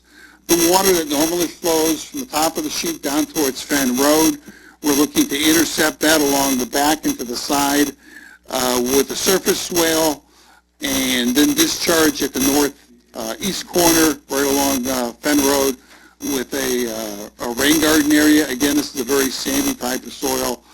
We figure a rain garden would be appropriate.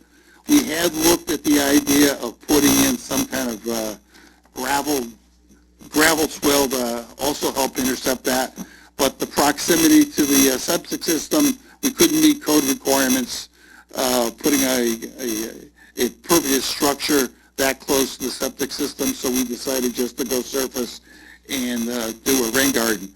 Then in the front of the building, we're showing a self-contained stormwater management system that would basically trap everything but the most intense storms and infiltrate that into the ground. Again, it's very similar to the design that Weston Sampson had originally done on the site. They did not, as part of their design, including the infiltration. I think they were just trying to be conservative in the design. We've taken that design and expanded it because of the added area. There's two catch basins, it's one on the north parking lot and one on the south parking lot. They'll both be run into the drainage system. We've designed it so the extent of the galleries are going to be able to handle everything up to a 100-year storm. For peak flow, self-contained, there is a catch basin out on Fenn Road. We're just basically going to make a connection for an emergency connection in case something happens to the system. But everything from the impervious, from the parking lots, the building, and sidewalks will all be discharged and will not have surface flow. They'll be self-contained, leading into the grounds for the benefit of the surface runoff. And lastly, I know we're kind of running late. I did address most stuff. Craig did have one comment that he was trying to give me some guidance on the building coverage note that I put on the plan.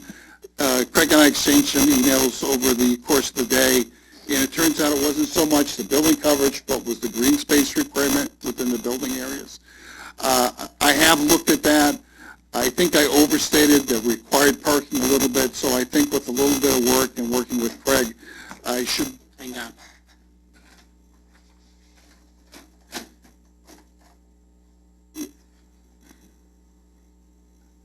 Okay, we should be able to meet that 10%. I just don't have my client here, and I at least deserve him the ability to look at the plan before I do it. But we do have a few extra spaces.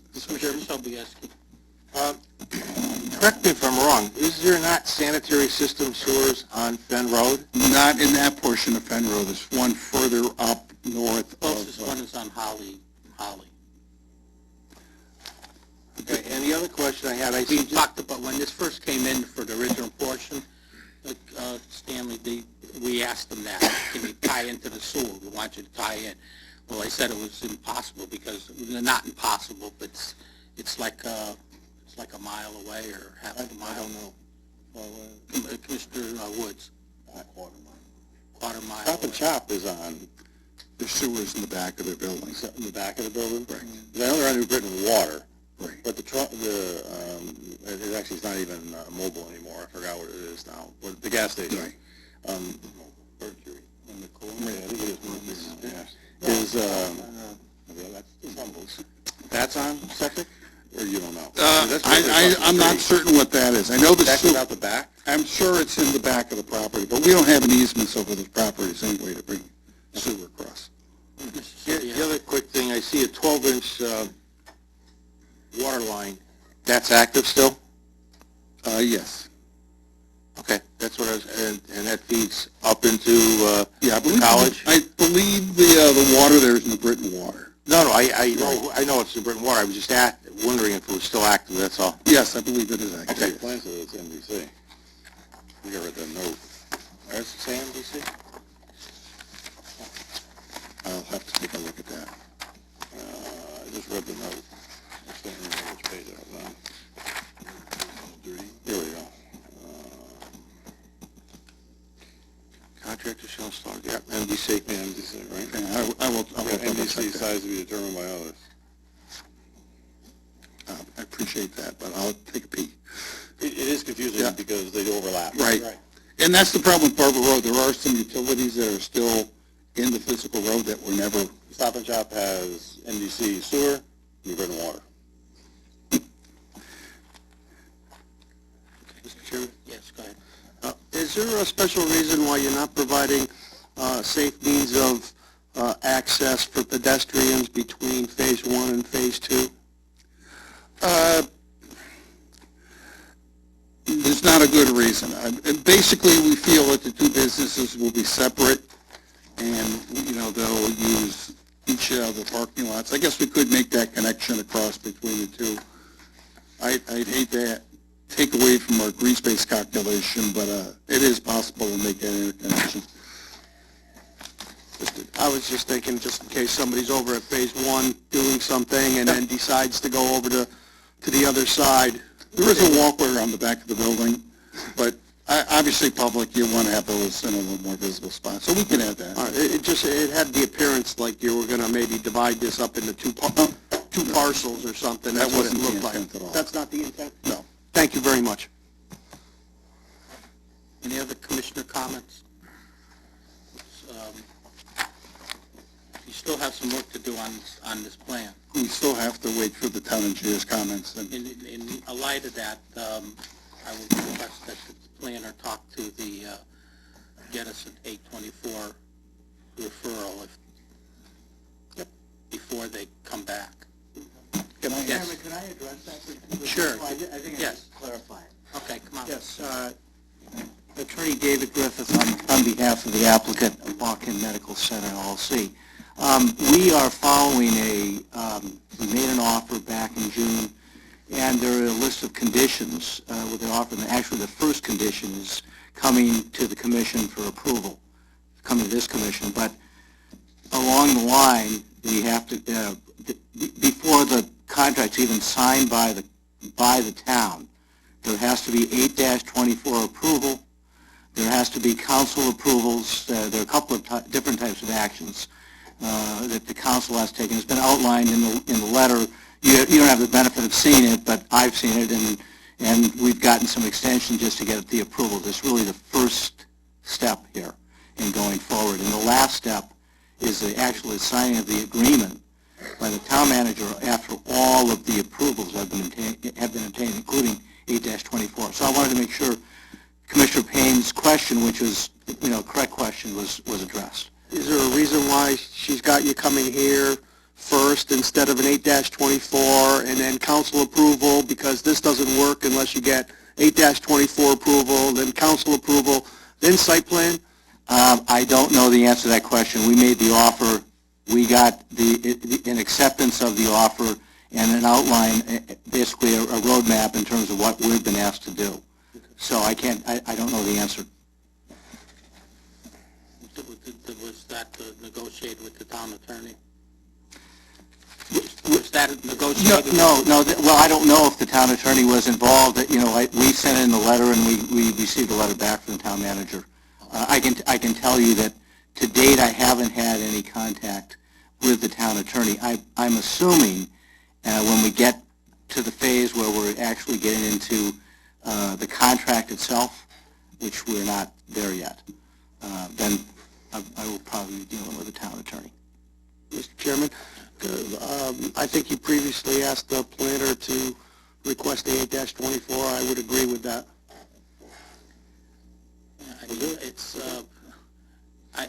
I hear what you're saying, but without the 824, without approval of 824, then we could give you a site plan approval, and if that didn't, for some reason, you should have that first, and then come for the site plan approval.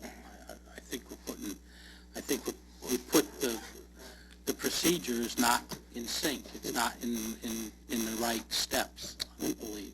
And since we have a little bit of time, because the engineer's got to review the stuff, maybe we can squeeze the 8-24 in on our next meeting and get that resolved.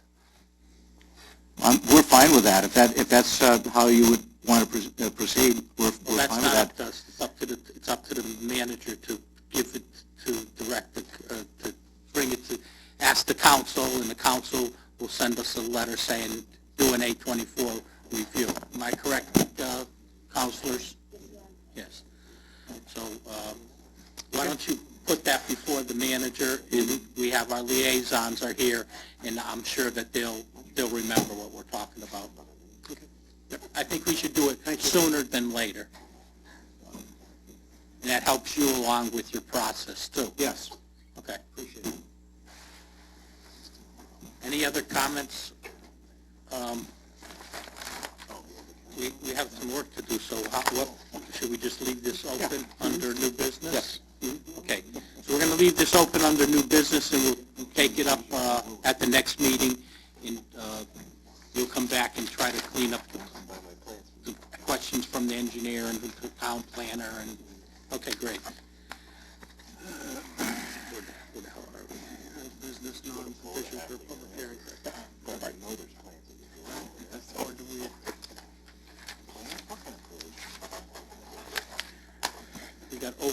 We got other old business, what else? We got? Three old business items. So old business, we have, the bounce house, right? Yes, correct. Okay, why don't we talk about the bounce house? And you have a draft motion to approve. Thank you. Yep. Which comes first? They're in no order. I didn't know what order. They didn't know what order you'd be taking them up. Is the applicant here for the bounce house? He was. Okay. Yeah. Yeah, bounce. Have stamina, you come to this commission, you gotta be able to withstand the hours of activity going on. Okay. Is that the 06? There was some questions from the last, before we get into motions, there was some questions at the last, when we looked at this site plan and the special permit. There was people that came from the condominium association that had problems with the road. I've taken a site, visited the site. I know Commissioner Payne did. Commissioner Payne saw more than I did, but the back of the building is in really, I mean, this is a building that's not well maintained, and there's garbage all over the place. The road is, there's a couple of areas on the road that they're supposed to maintain where the catch basin is sticking out of the pavement. Pretty good. And, anything else you saw while you were there? Just some equipment and trailers stored in the back in the parking spaces, which are going to be needed for the tenant. Mr. Chairman, can you be specific? When you say road, what do you mean by road? Well, there's an easement for Churchill Bridge. There's a road that goes from the turnpike into Churchill Bridge. Well, that's all it is an easement across this guy's property. Someone has to maintain it. I mean, and people came from the association, from the two homeowners associations of the Churchill Bridge, 1 and 2, and they were complaining about the condition of the road and the condition of the site. And Wouldn't it be their responsibility to maintain that? Not, I'm not sure. I'm just telling you what they came in and said. I don't know. Mr. Planner. Yeah, let me call up the drawings so we can... If any commissioners have an opinion as to whose responsibility, or should know that who's... there used to be a gate there. Yeah. I think I would think it's not the property owner in this particular case. The property owner is given permission to use this property, so whoever is using it, and whatever improvements they wanted to. The owner of the property uses it too to get to the back of his building, so we're just guessing on whose obligation it is to maintain it. It could be, you could be correct, it could be the association in the back, but I would imagine that it's probably the owner of the property. But it's hard to say until the documents are looked at. Right, and I don't think it's an issue for this commission. It's, if anything, it's an issue between those two neighbors to work out the maintenance of the driveway. Yeah. Well, it was, they came in and they put it on the record, so I'm addressing it as part of our discussion of, so that it's on the record that we did discuss it. There is some issues in the back of the building, though, for the property owner, which is the dumpster fencing is falling down. There's maybe 4 or 5 pieces of equipment parked in the back in parking spaces and on green space. And there's a couch and a tremendous amount of garbage all over the place. So maybe we can take that up as a separate issue or something with the property owner.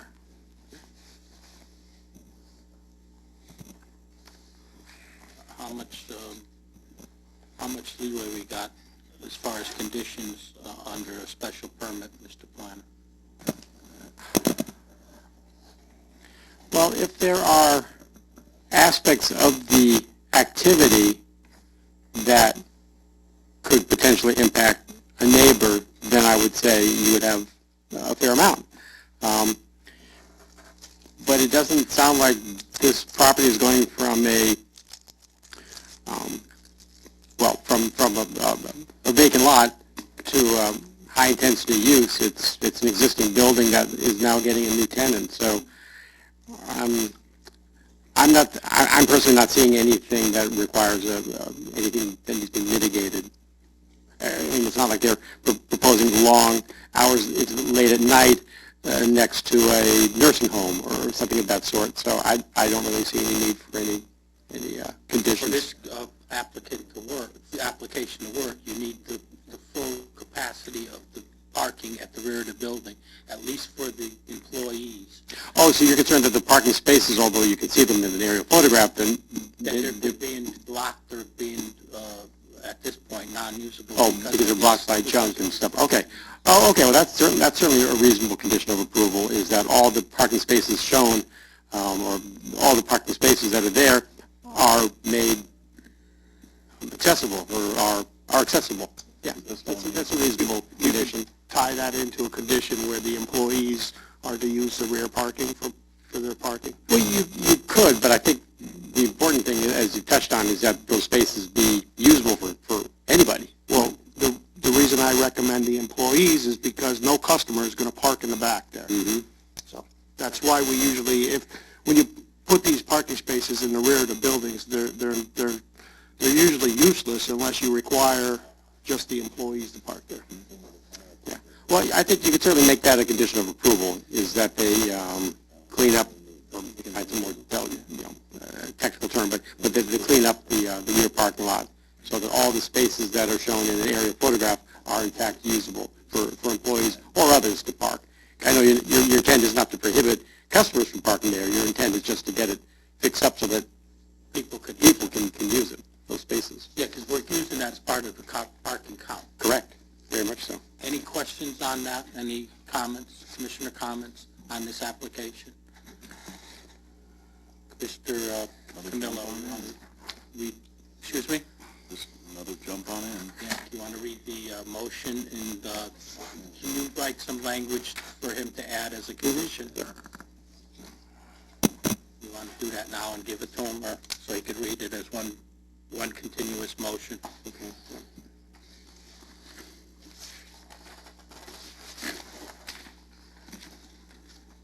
In the meantime, Mr. Chairman, can I do another motion? Which is what? The charitable event? Yeah, do the charitable.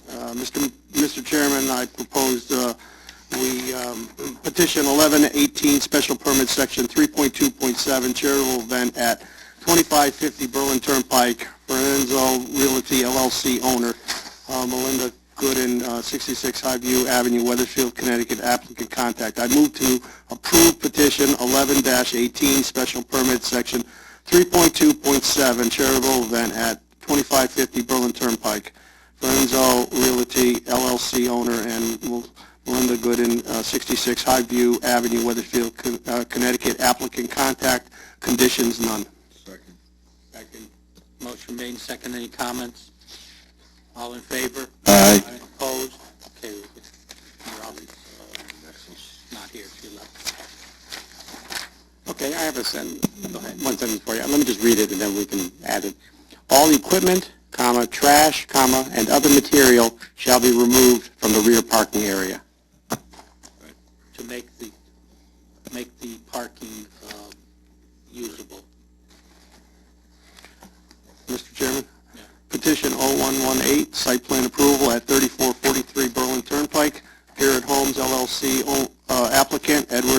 and Laura Sermon, owners, Michael Sullivan, P.E., 355 Research Parkway, Meriden, Connecticut. Contact. I move to approve with conditions petition 0118, site plan approval at 3443 Berlin Turnpike, Garrett Homes LLC, applicant Edward S. and Laura Sermon, owners, Michael Sullivan, P.E., 355 Research Parkway, Meriden, Connecticut. Contact. Condition 1, the plan shall be revised to address the town engineer's comments dated April 3rd, 2018.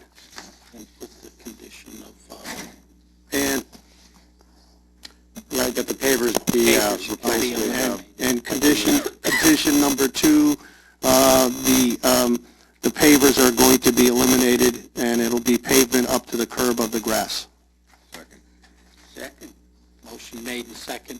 Any comments? All in favor? Aye. Opposed? Okay, you're all set. Thank you.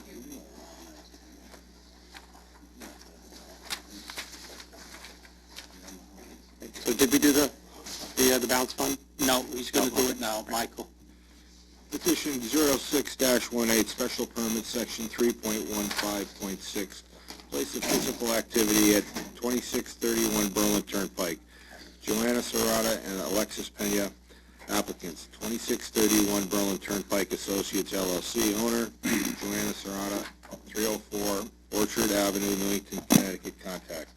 I move to approve petition 06-18, special permit, section 3.15.6, place of physical activity at 2631 Berlin Turnpike. Joanna Serrata and Alexis Pena, applicant. 2631 Berlin Turnpike Associates LLC, owner, Joanna Serrata, 304 Orchard Ave, Newington, Connecticut. Contact. Conditions.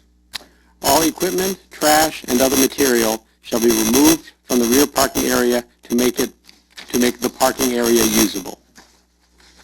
Is there a second? Second. Is there any comments? All in favor? Aye. Opposed? Petitions, that takes care of old business, is that it? Those are the only things we got? Okay, petitions for public hearing scheduling. You got petition 1318. You just want to read that, please? Petition 13-18, special permits, section 6.6, alcoholic beverages at 80 Fen Road, Montana Knights Axe Throwing, applicant. 80 Fen Road, LLC, owner Merle McKenzie, 1183 Killingworth Road, Higginham, Connecticut, applicant. Mr. Planner. Okay, yes. You're probably surprised to see this back before you already. Yeah. Well, the applicant, even though all of us, most of us wondered why he wasn't from the outset proposing food and beverage. I only asked him like 5 times. Right. Well, we asked him before it even came to you. And the reason he didn't was because he was under the impression that it would take a long time to get a liquor permit, and he didn't want to wait. But then when he actually sat down with an attorney who specializes in getting liquor permits, he found out that it doesn't take that long. So that's why he's back before you for a liquor permit, to be able to sell alcohol at Montana Axe. Well, first he needs permission from you before you can apply for a liquor permit. I just want clarification. Okay. The first thing is, does he have, because he's coming in for the liquor permit, he's going to need an additional parking.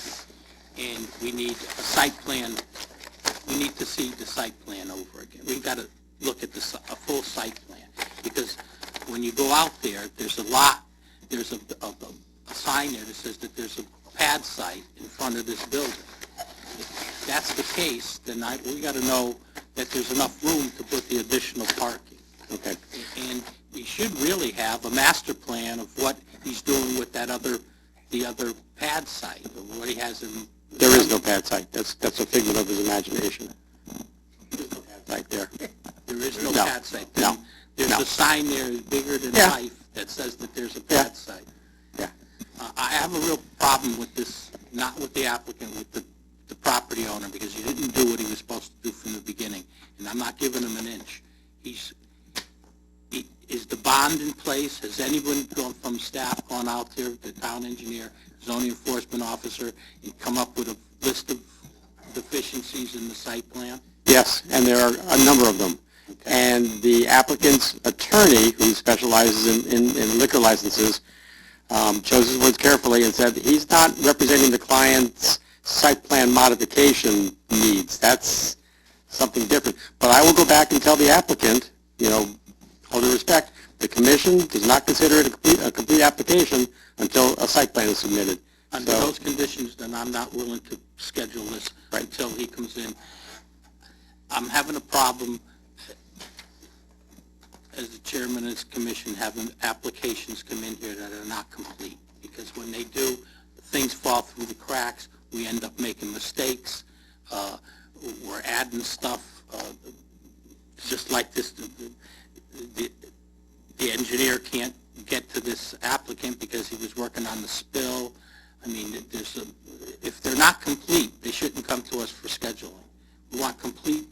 It's so far along that there's not comments like or conditions where that we have to put on the as far as the town engineer's comments have to be, because we don't even know what those comments are.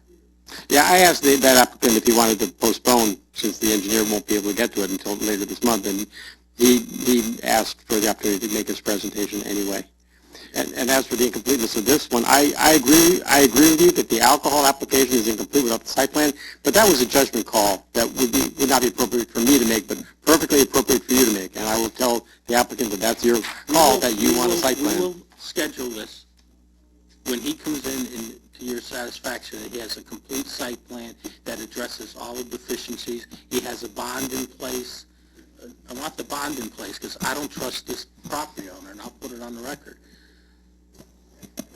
He's in the building without the benefit of a certificate of occupancy. He's been operating for over a year there. So, may I ask a question, Yes. Chairman? To clarify, you were asking Planner Minor to inform the owner of the needs or the applicant who presented? He's going to tell the applicant that we're not scheduling this, and I'm sure the applicant is going to go back to the owner and say, I can't even apply for the liquor permit because you got to do this, and this. And I think that will move the property owner to start doing something if he wants to rent the 8,000 square feet. And I'm also under the mind that we look at the parking requirements, that we're going to use the 8,000 square feet as the basis of his parking. And I'm really upset that he's advertising for a pad site on the property that you're saying doesn't meet the requirements for a pad site. It's less than an acre? Oh, I'm not saying he couldn't. I'm just saying he doesn't have pad site approval. He doesn't. Okay, so that's all part of what he should be coming in as part of the plan? Yes. Okay. Is it one contiguous piece of property? Mm-hmm. Okay. So he needs a subdivision? Well, he doesn't need, no, you can have multiple buildings on a commercial parcel.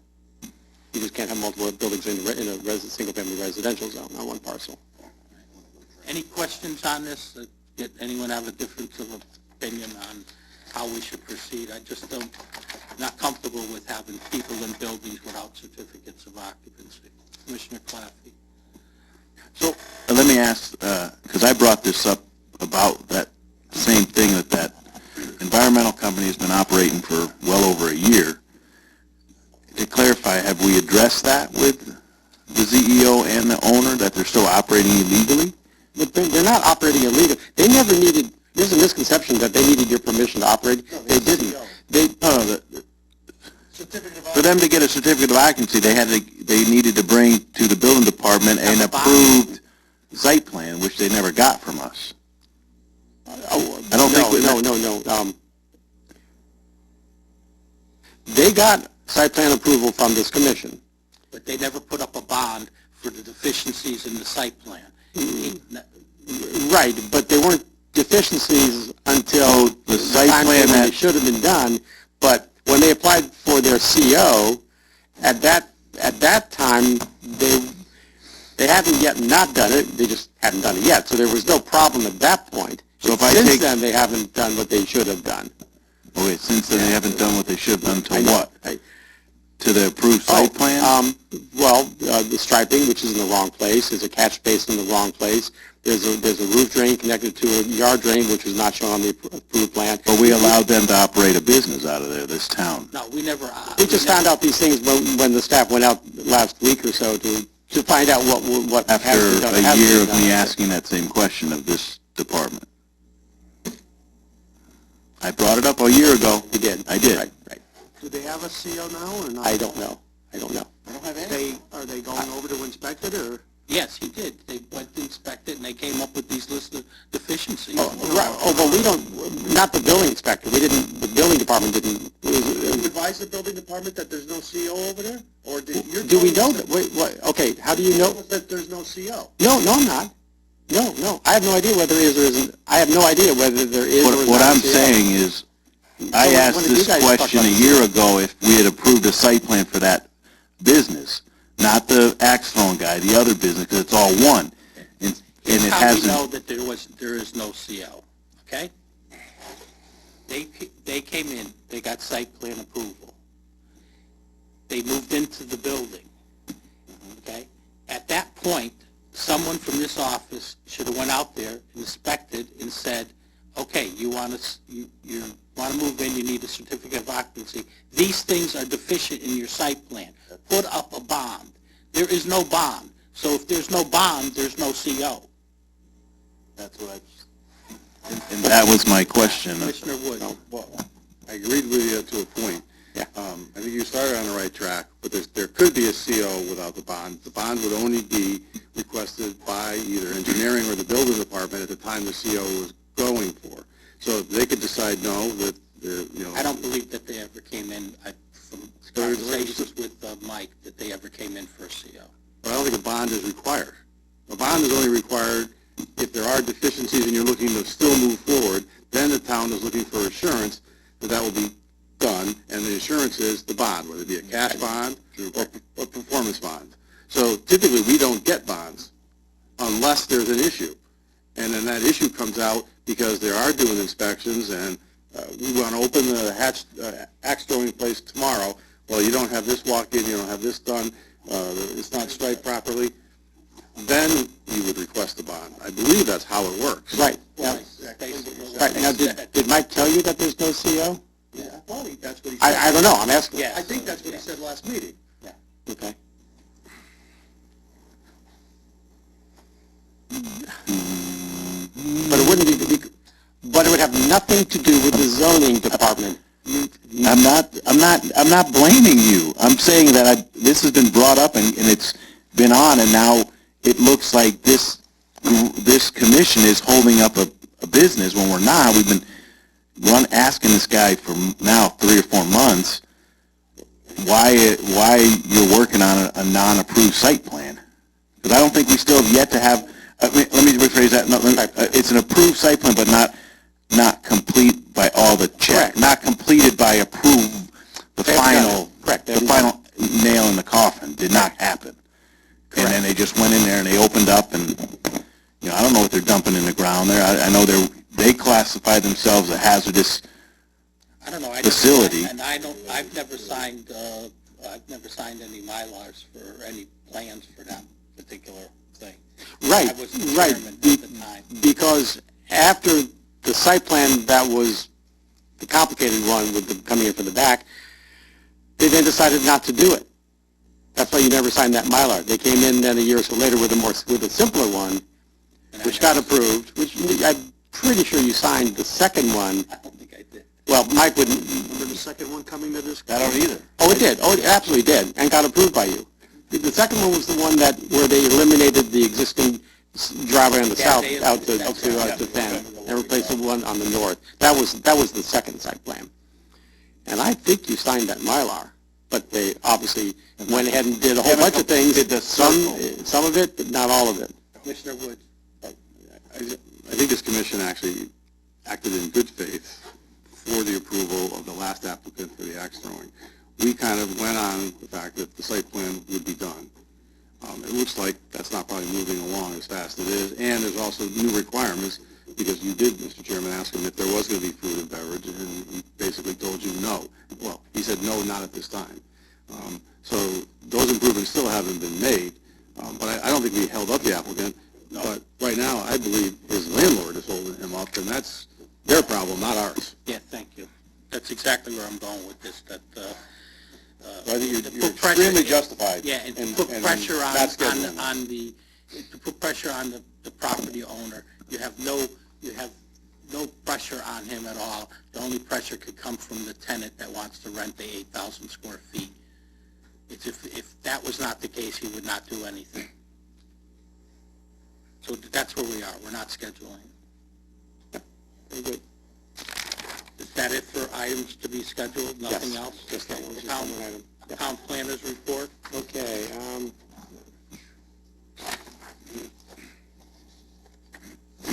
display here, because I want to refer to some of it. Make this meeting a little longer. Yeah, sure. Keep it up. Don't We're worry. working on it. You won't even have to go to bed. You can go right into the truck and start your day off. Okay, well, okay, at the time I prepared this report, I had nothing to talk about Newington Ridge Preserve, but obviously we spent some time on it earlier this evening. The other item in my report, I was asked by Commissioner Payne to come up with a draft amendment to allow kennels in Newington. It turned out to be pretty easy. Just delete the phrase, but only when the kennel is operated as accessory to a veterinary hospital in the BBT zone and in the I zone. And anything that's allowed in the BBT zone is also allowed in the PD zone. So right there, that opens up veterinary hospitals and kennels by special permit, subject to the commission's satisfaction that it's appropriate at a given location.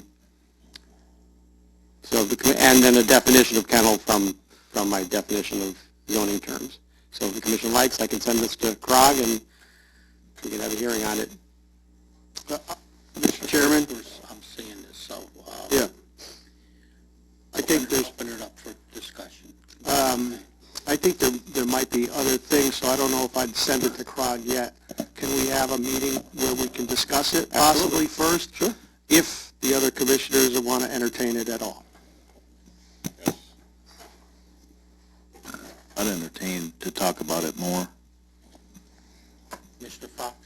Yeah, if we're going to do that, I'd like to discuss it much more. Sobieski? Before we go after. Yeah. As long as we don't do it tonight. No, we're not going to do it. Okay, I'll make it a new business item. New business at the next meeting. Discussion. Right, okay. What else you got? That's it for town planner, oh, no, the OSTA request. Okay, on the table when you came in This thing? is an email, yes, exactly, that thing. I got a call today from the engineers for Chick-fil-A. It's not their fault, but the state of Connecticut DOT is really giving them a hard time giving them their permits. And the latest requirement, or request, I'm not sure what word to use, from the OSDA is that Chick-fil-A add a sidewalk from the restaurant down to the Berlin Turnpike. Why is a good question. When the Chick-fil-A attorney called me with this, I said, why? There's nothing there. There's no crosswalk. There's no pedestrian traffic signal. Why? And she said, because they say they want it. I said, is that in writing? And she said, no, it's just been oral. I said, tell them to put it in writing before I bring it to the commission, because I'll look like an idiot telling the commission that the state wants this. Put it in writing. But they did put it in writing. It is in writing. Yeah. And this is great. Due to the pedestrian activity on the Berlin Turnpike and anticipated pedestrian traffic to the proposed Chick-fil-A, the following is recommended to improve pedestrian. Where are these pedestrians that are going to get run over at 60-mile-an-hour cars on the Berlin Turnpike? That the sidewalk be extended to the traffic signal pole, span pole to access the existing pedestrian push. There's actually a push button there, Stas? No? I didn't think so. That the sidewalk be extended from the span pole to Route 515 edge of road, including an ADA-compliant pedestrian ramp. Who signed that letter? This is to, Susan, It's from John DiBiase. All for the district, okay. Possibly the, Commissioner Claffey and Commissioner Sobolewski. this may be an ask to something we don't know that they have proposed on the pike there to maybe put a crosswalk over to the Target. To Target, The Target? yep, isn't that intersection? Yeah, but they've done everything to discourage pedestrian traffic. Now- This doesn't make any sense. No. There's no signalization there, there's a traffic light, but there's no crosswalk. There's no timer. There's no safety in between the middle, so somebody going across 5 lanes is not going to be able to make it across. We know that the timing frame. I want to hear what he has to say. But my question would be to the OSTCA is what into what pedestrian traffic? Right? There's not a house in sight. Right. Not. I always thought, and it's been 8 years now, 9 years. I thought that had to tie into a sidewalk. That's a public sidewalk, not a private one. I can't remember the law right now, but you might want to look at that. You might want to call them up and ask them. Well, when I was talking to the attorney, we went on Google and we looked, and there are no sidewalks in that area. Normally, it should be tied to a public sidewalk. Public sidewalk would be along the Berlin Turnpike, which is not allowed. Okay? So the question would be is why, I would be asking, is why are you having it go from a private sidewalk down to a 60-mile or 50-mile-an-hour zone with no way of getting across or no way of going anywhere? That's what I would be asking. Can we send a letter from, and I'll sign it, from the commission to whoever wrote this and say that this doesn't even, basically, like, this doesn't even make any sense. What do you got to clarify this. There's no pedestrian, there's no push button, there's no nothing. There's no sidewalk, there's no pedestrian nothing. phase in the signal system. Yeah. Mr. Chairman, until all those safety things are installed, it would be unsafe to encourage people to have a sidewalk to that roadway unless they have the proper safety access to cross the road. So they shouldn't be encouraging people with a sidewalk to go to the road without all the safety functions in place first. Correct. That's correct, yeah. Okay, so you put together a letter, I'll sign it, and then, but this is holding up our project here. I mean, this stuff is holding this up. The building should have been down, and they should have been constructing this Chick-fil-A by now. It's been, and now we know why they haven't taken the building down. Has, Mr. Planner, has anyone from Chick-fil-A talked to you about saying, Hayes. but Susan Hayes is the attorney. Have they said, hey, we're going to do this regardless? Like, we're okay with it, we're going to put it in because we need to move forward? Because I know they have a ground lease, like a long-term ground lease on that. I don't think that they're going to Need a site violate plan their modification, they'd have to go state back to permit. this commission, and I'm going to tell you, I'm not approving that. Well, There's no way I would yeah. approve that stub of a sidewalk out to the middle of the turnpike. There's no way.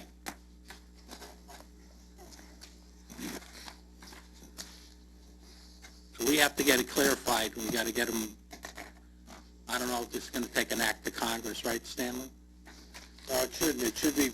It should be pretty straightforward. I think he's out of District 1. You might want to contact Kevin Campbell.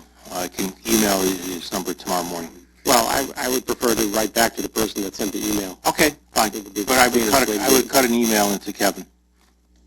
Copy him then, copy this guy, Campbell.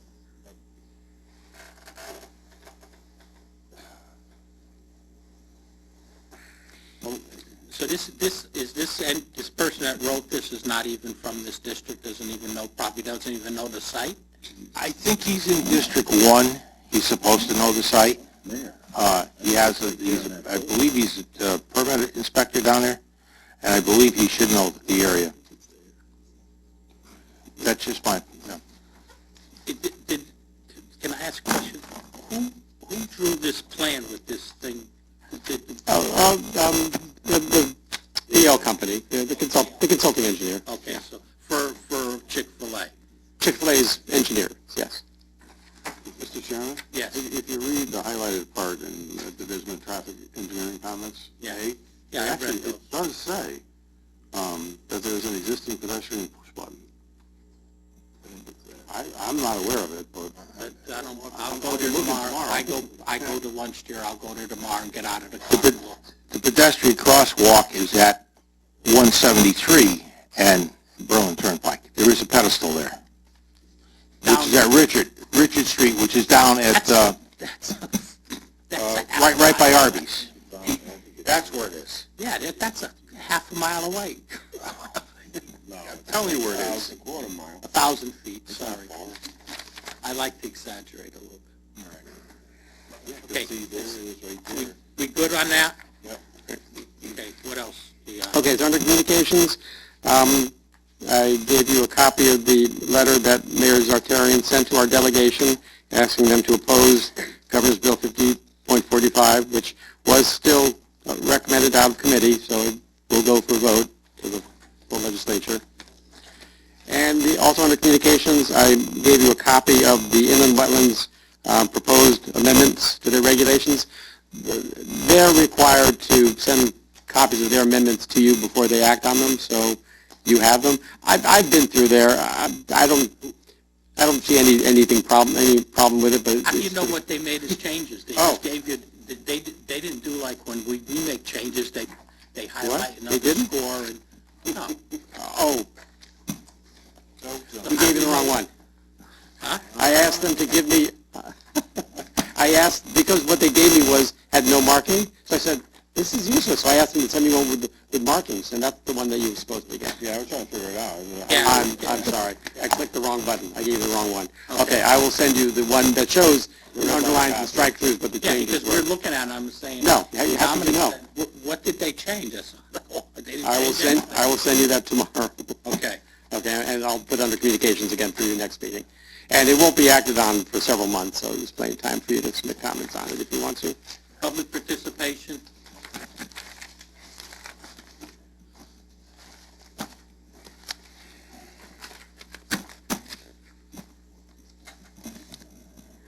Well, Zion's 46 Elton Drive, and if I didn't force myself to leave the comfort of my home, I wouldn't have even come up here.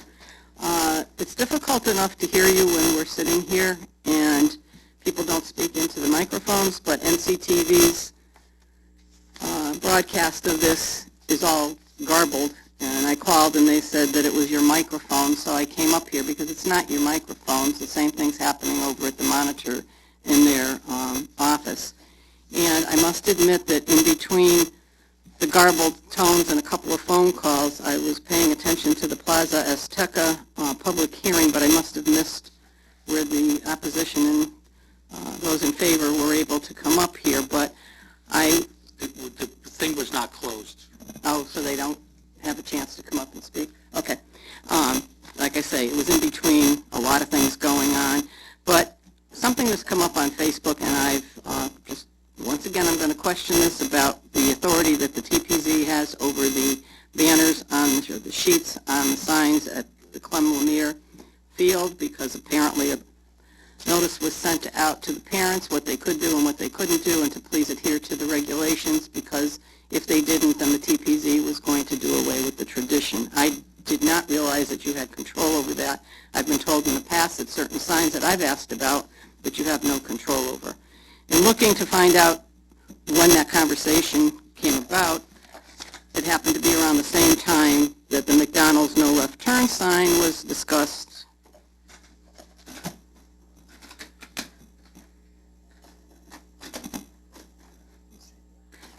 And I was just curious if there was any kind of updates to that. I know there's been talk for years about moving that sign that says no left turn, which is a state sign, and who, if anybody, is following up on it. At the same time, in this April 2016 meeting, backyard chickens were discussed, and 2 years later, I don't think anything's been discussed at this table, and maybe you don't want to discuss it, so that's fine with me. The last thing I wanted to mention was I know you talked about having notifications in newspapers regarding text amendments that may affect a lot of people. I'm just curious as to if there is a certain number of people that these newspapers or publications have to reach in order for them to qualify as a legal notice. I've seen that most of the notices seem to be printed in the New Britain Herald. I know of no one, not that I know a lot of people that are getting the newspaper these days, but there's very few people that I know of that get the New Britain Herald. That being said, good night. Thank you. Thank you. Okay, any other public participation? Marks by commissioners? No closing comments from the chairman. Motion to adjourn? So moved. All in favor? Aye. Opposed? Thank you.